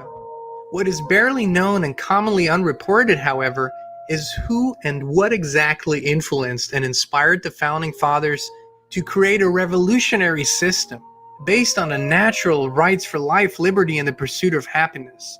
If we want to truly understand what helped to shape their thinking, we must look to the people who were here before all others. It was the Iroquois Confederacy that gave rise to the first federal constitution on the American continent. That constitution, the great law of peace, provided for federalism, separation of powers, equitable distribution of wealth, accountability of elected officials, freedom of assembly, speech, and religion, and a system of natural rights that influenced thinkers like Benjamin Franklin, Jean-Jacques Rousseau, and Frederick Engels. So we see the flag here, right? This is the Appeal to Heaven flag, the white one with the pine tree in it, right in the middle of it. Same thing here. These are the 5 nations, 1, 2, 3, 4, 5. The influence the great law had on the United States Constitution has only recently been acknowledged. In October 1988, the United States Congress passed concurrent resolutions acknowledging the contribution of the Iroquois Confederacy and the Great Law to the development of the Confederation of the original 13 colonies. I would say so. There's an Indian right up there. See that? Look at that, right on top of the Capitol.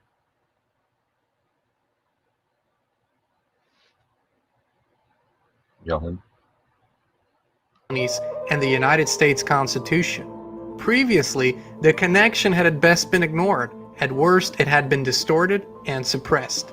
Admitting that native cultures had participatory governing structures that influenced the founding fathers is in stark contrast to the supposedly unbroken line of political and intellectual influence generated by Anglo-European men. Therefore, it was not in the best interests of male American historians and politicians to admit the influence of an egalitarian communal system where women controlled the economics, property, government, and structure of the society. 1744, when Six Nations was presiding over a meeting in Lancaster, Pennsylvania about land, as usual, colonies, and Six Nations was presiding because all the land was Indian land. We were trying to protect the interests of our people, the nations, the land. So they were squabbling between themselves, the colonies. And one of the Onondaga chiefs stood up and he said to them, you people never going to amount to anything until you learn how to work together. Why don't you make a union like ours? The principle of peace. That's the principle of our peace, equity, to be fair to everybody, and to be united. We're the first United Nations, Iroquois, way back, based on the women's side. The women are in charge of the clans. We have 5 leaders: clan mother, principal chief, deputy, faithkeeper man, faithkeeper female. That's our, in every clan. They have duties. Her duty is to find those leaders. So it's the clan mother that chooses the leader. But it has to be ratified by consensus by the clan, and then ratified by consensus by the council of chiefs, and then finally ratified by consensus by the Six Nation Confederation. So you just don't walk in there. And in 1775, then when we met, the speaker for the Continental Congress said to us at that time, in 1744 in Lancaster, you advised us to make a union like yours. We are now taking your advice. That's where your United States started from. You don't know that. You haven't been told that. It's not in your history books, but it's in the history. It's in the congressional records of the United States. It's not figment. It's written down word for word what they said. We're going to make a union like yours based on peace, equity, union. Perhaps the most remarkable feature of the Great Law was its recognition of the status of women by the Iroquois Confederacy. Approximately 1/4 of the Great Law's clauses recognized the power and influence of women in the Iroquois culture. While Franklin and the Founding Fathers borrowed liberally and literally from the Great Law in theorizing about and framing the American model, no reference to universal suffrage or the rights of women appeared in the United States Constitution as originally written. It was not until the passage of the 19th Amendment in 1920 that the United States Constitution recognized women as sentient citizens with an ability to exercise the vote. United States courts, taking their cue from the Constitution, had regarded women as merely the property of their husbands, fathers, and brothers. Seth Newhouse, a Mohawk, transcribed the Great Law, which had been passed down orally from generation to generation. The government structure of the Confederacy is marked by a system of delegated authority that flows upward through the system to the League Council of Clans rather than downward, and evinces shared liberty and responsibility for all members. As Lewis Henry Morgan, the father of American anthropology, observed in his 1851 study of the Iroquois, with the departure of the individual, every vestige of Indian sovereignty vanishes. 50 sachems make up the League Council of Clans. Each tribe casts a unit vote in the council through its sachem. The Mohawks and Senecas were designated the elder brothers, the Cayugas, Oneidas, and Tuscaroras the younger brothers. The Onondagas became the firekeepers of the Confederacy, completing the government with separation of powers and checks and balances. Cadwallader Colden, who published the first English-language account of the political system of the Iroquois in 1727, wrote, "Each of these nations is an absolute republic by itself, and every castle in each nation makes an independent republic, and is governed in all public affairs by its own sachems or old men. The authority of the rulers consists wholly in the opinion the rest of the nation have of their wisdom and integrity. They never execute their resolutions by force upon any of their people. Honor and esteem are their principal rewards, as shame and being despised their punishments. Their great men, both sachems and captains, are generally poorer than the common people, for they affect to give away and distribute all the presents of plunder they get in their treaties or in war, so as to leaving nothing to themselves. There is not a man in the ministry of the 5 nations who has gained his office otherwise than by merit. There is not the least salary or any sort of profit annexed to any office. The council bestows great rights, privileges, and duties upon the Iroquois through enduring constitutional mechanisms, such as equal representation of the tribes and a rule of unanimity in matters of the law. The powerful status of women pervaded Iroquois society. According to the Great Law, clan mothers selected and confirmed the Iroquois sachems and war chiefs. Not only were the clan mothers of each extended family responsible for holding title to a chieftainship, they monitored the sachem's conduct closely and would warn a sachem to abide by the Great Law if it appeared he was not proceeding with the welfare of the people in mind. After 3 warnings by the clan mothers, who nominated him, a sachem would be removed. The clan mothers also had great influence with warriors. Women could support or disapprove the wisdom of a war party. If a clan mother forbade the departure of a war party, neither the sachem nor the council could object. The women had entire control of affairs. The Great Law not only elevated and embraced the status of women, but also secured the natural rights of the people as a whole. Among the admirable aspects of the Iroquois system was the council's system of checks and balances, which resulted in unanimous decision-making.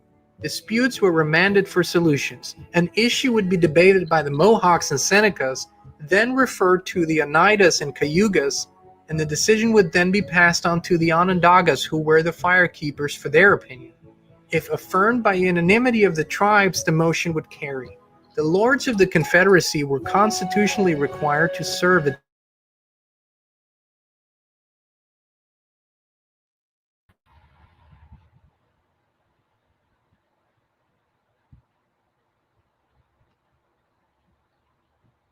the behest of the people while showing endless patience.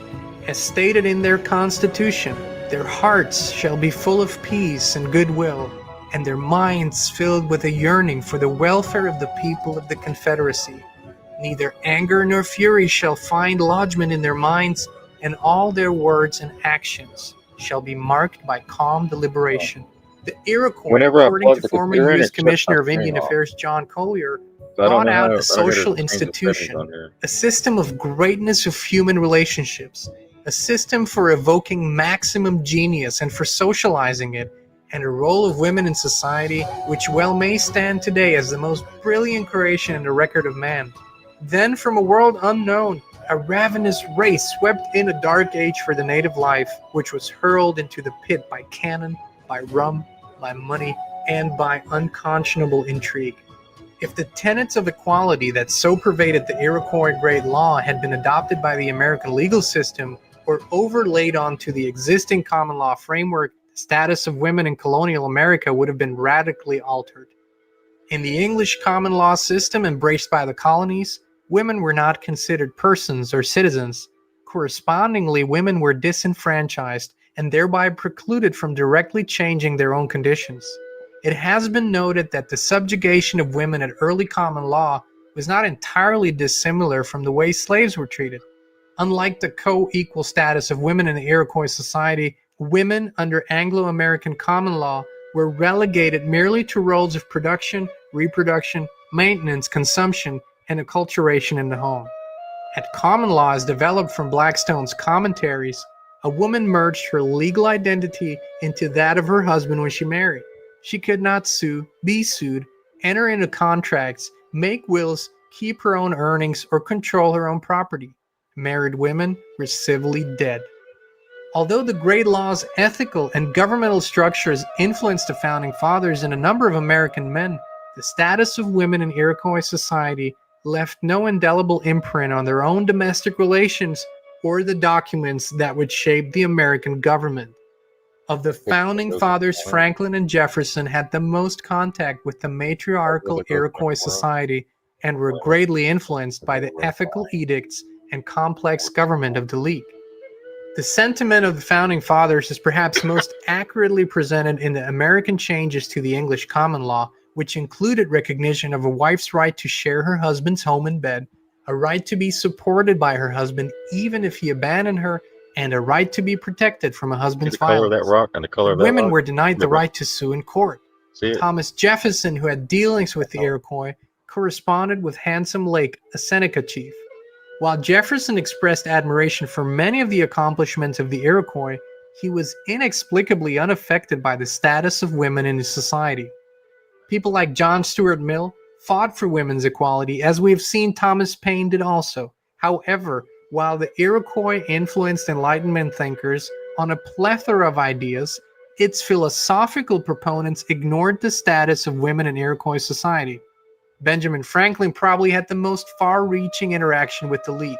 At a treaty conference between the British and Iroquois in 1744, Franklin sat around the Iroquois council fire with the Iroquois sachems.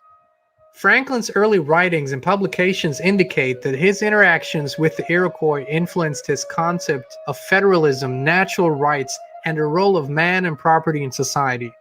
At the same time, Franklin was shaping his thoughts about an American federal union of the colonies in which each state would govern its own internal affairs and a confederated government would oversee common external matters.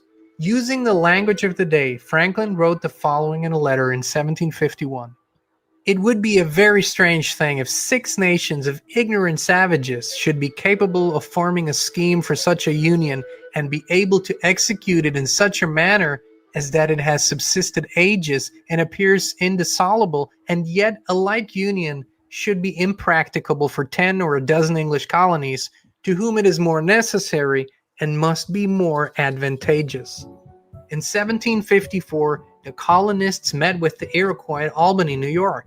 The purpose of this Albany conference was twofold: to cement a British-Iroquois alliance against the French, and to formulate a plan of union for the colonies. After 2 weeks of debate, the colonists voted unanimously to support a colonial union based on Franklin's principles. The ratified plan for unification bore numerous similarities to the Iroquois structure. In each system, one state could veto the action of the entire body. Unanimity was required. The colonies were to have a Grand Council capable of choosing its own speaker. Like the Iroquois system, the plan endorsed a unicameral legislature, unlike the bicameral British system that was eventually adopted. Franklin's plan, prescient though it was, died in the colonial legislatures because states feared losing autonomy. The Crown vetoed the plan, believing that it gave the colonies too much freedom. The failure led Franklin to remark that the councils of the savages proceeded with better order than the British Parliament. Franklin and Jefferson, however, did see in the Iroquois a happy mediocrity that embodied the visions to which Enlightenment thinkers aspired. Ideally, Franklin saw a virtuous order that would combine the best of European art and literature and the natural rights inherent in the Iroquois system, yet would remain unburdened by over-civilization. Both men believed that an Iroquoian-style culture provided more opportunity for happiness than a European model. Both men admired the fact that leaders of the Iroquois held their positions to serve the people and were readily retractable for failing to do so. Both preferred the Indian attitude towards the possession of private property. Indeed, for Jefferson, the natural, inalienable rights of life, liberty, and the pursuit of happiness expounded in the Declaration of Independence were paramount as contrasted to the philosophy of John Locke, who advocated life, liberty, and property. As Jefferson wrote, "I am convinced that those societies such as the Indians, which live without government, enjoy in their general mass an infinitely greater degree of happiness than those who live under European governments." Jefferson myopically overlooked how pervasive that happiness was, never mentioning the ramifications of sexual equality when discussing the ethical, natural state that bound and harmonized the Iroquois. Franklin, however, was at least cognizant of the role of women in the Iroquois society, acknowledging that women are the records of the council, who take exact notice of what passes and imprint it to their memories to communicate it to their children. Thomas Paine, who traveled to America at Franklin's invitation, sat around Iroquois council fires, learned the language, and tried to negotiate an alliance with the Iroquois during the Revolution. He wrote that Iroquois society lacked any of those spectacles of human misery which poverty and want present to our eyes in all the towns and streets of Europe. Paine, unlike Jefferson or Franklin, may have been influenced by the role of Iroquois women, for he was an advocate of women's rights. 2 decades after the Albany Conference, Franklin's modified plan turned into the Articles of Confederation. When the Constitution and subsequent Bill of Rights were completed, the influence of the Great Law was unmistakable. Elements of First Amendment free speech, religion and assembly doctrines, provisions for amendment, Fourth Amendment search and seizure protections, federalism, checks and balances, and separation of powers were all firmly rooted in the Great Law. Unlike the Great Law, however, the Founding Fathers rejected equality by embracing slavery and denying suffrage for women, blacks, and non-propertied men. The transition from Iroquois matriarchy to colonial patriarchy Anglo-American male society embraced and codified the subjugation and enforced dependence of women in stark contrast to the co-equal status of women and men in the Iroquois Great Law and society. How could the Founding Fathers generate a constitution so revered for its eloquence and in part modeled after the Iroquois Great Law that lacked recognition of the rights of citizens below the narrowest strata of society at the top of the societal ladder? Why did the opening language of the Constitution, "We, the people," ring hollow for so many so long? Overwhelmingly, the recognized intellectual and philosophical underpinnings of American political thought reinforced patriarchal systems. Of the early Western philosophers who influenced the founders, perhaps Plato stands alone as a proponent of women's rights. Plato's Republic espoused that confining women to domesticity was a waste and that the innate qualities of women could not be known so long as the socialization and education of the sexes were so different. In the language of author and teacher Charlevoix, the Iroquois were entirely convinced that man was born free, that no power on earth had any right to make any attempts against his liberty, and that nothing could make him amends for its loss.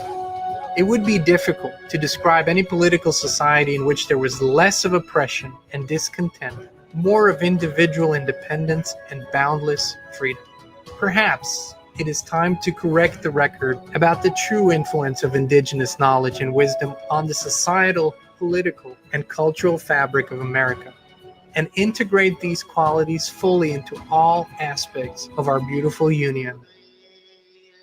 We're more dedicated than ever to provide.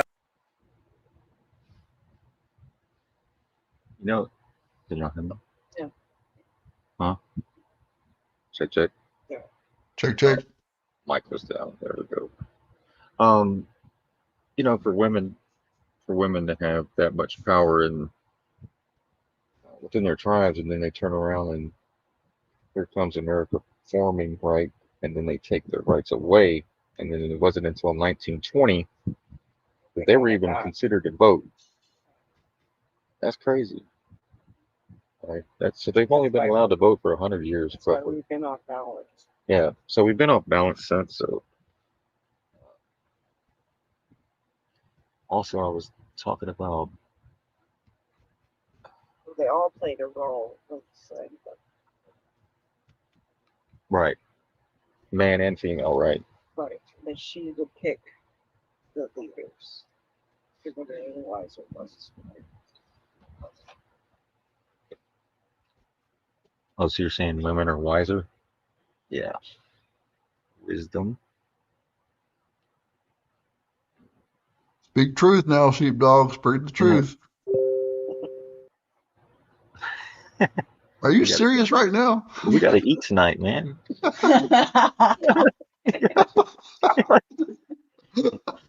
I'm a very wise man. I'm gonna go down that You want to road. sleep outside? I got a doghouse out there with my name on it. Sheep doghouse. That's why your other name of Cheap Bump Street is there. With an 8. That's right. My wife spelled it STR8. Yeah. Yeah. Right. Yep.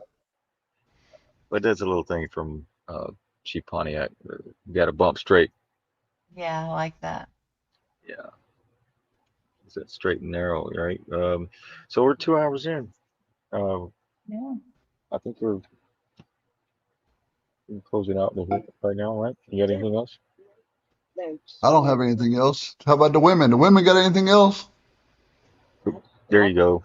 I just want to thank everybody, all our leaders that helped throughout the day. I mentioned a lot, but I just wanted to let you know we all appreciate every one of y'all and our audience. Thank you. So without you, we would not have a show, right? So we Yep. appreciate y'all joining us every night and the things that join us in the morning. Really appreciate y'all very much. Before we go, there's a couple of notes I got right here. Hold on one second.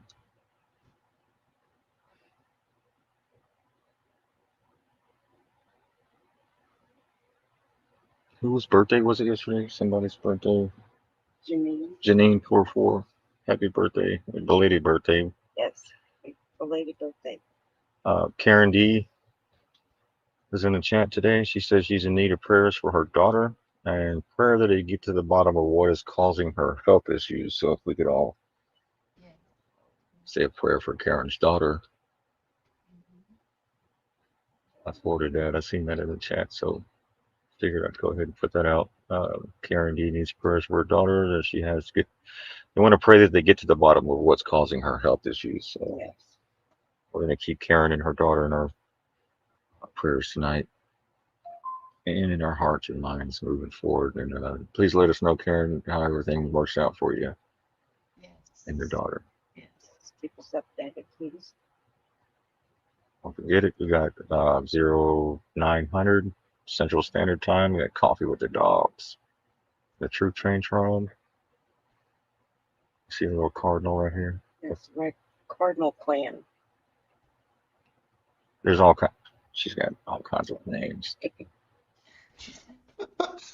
I bet you got names we haven't even heard yet. Well, we got all kinds of. We got the Cardinal Clan, the True Train Tribe. We got, man, we're rolling deep. To have a clan named after nature. Okay. Red Cardinal. There you go.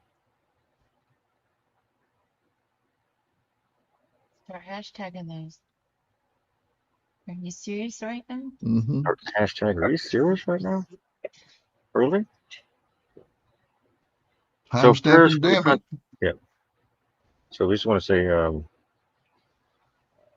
also prayers for our country tonight and hope that everything comes to a positive conclusion instead of a bunch of politicians and their emotions thinking they're going to trample on people's constitutional rights and federal government overreach and et cetera, et cetera. So we just pray for a peaceful solution and people don't overreact to get caught up in their emotions. And so we want to just pray for everybody, especially our youth and the colleges that follow Charlie Kirk and all that.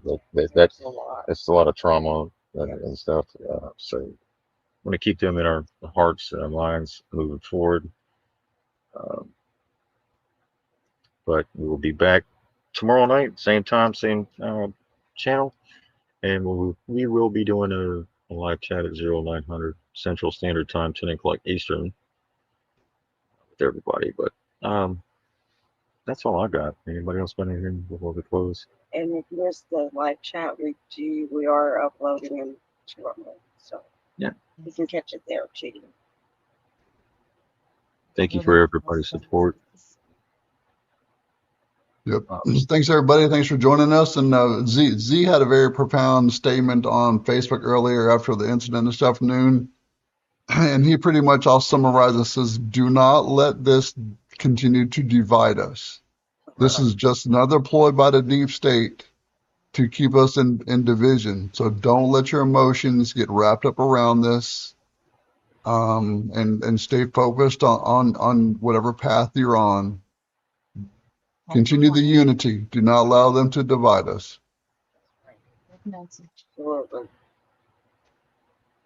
So, appreciate you y'all. Another great show. Appreciate everybody watching. All the comments.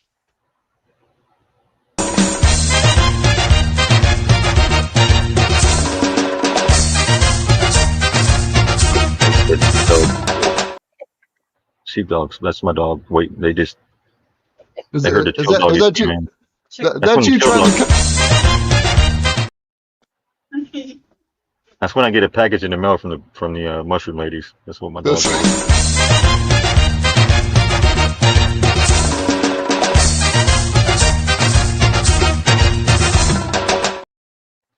We got another quick one to keep us on our pro. We just had this one be posted.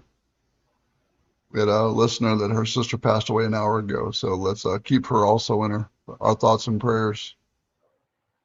Oh, Seychelles. So sorry. Yeah, losing a sibling.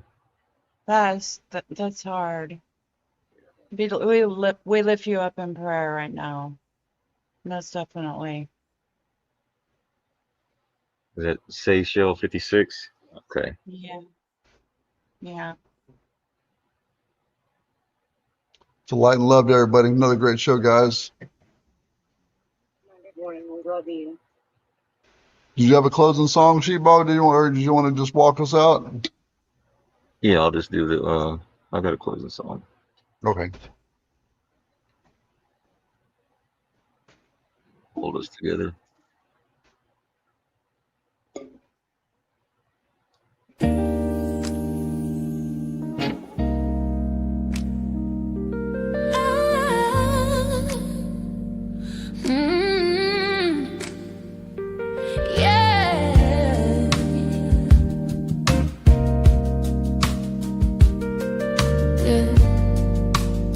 This is for the tribe.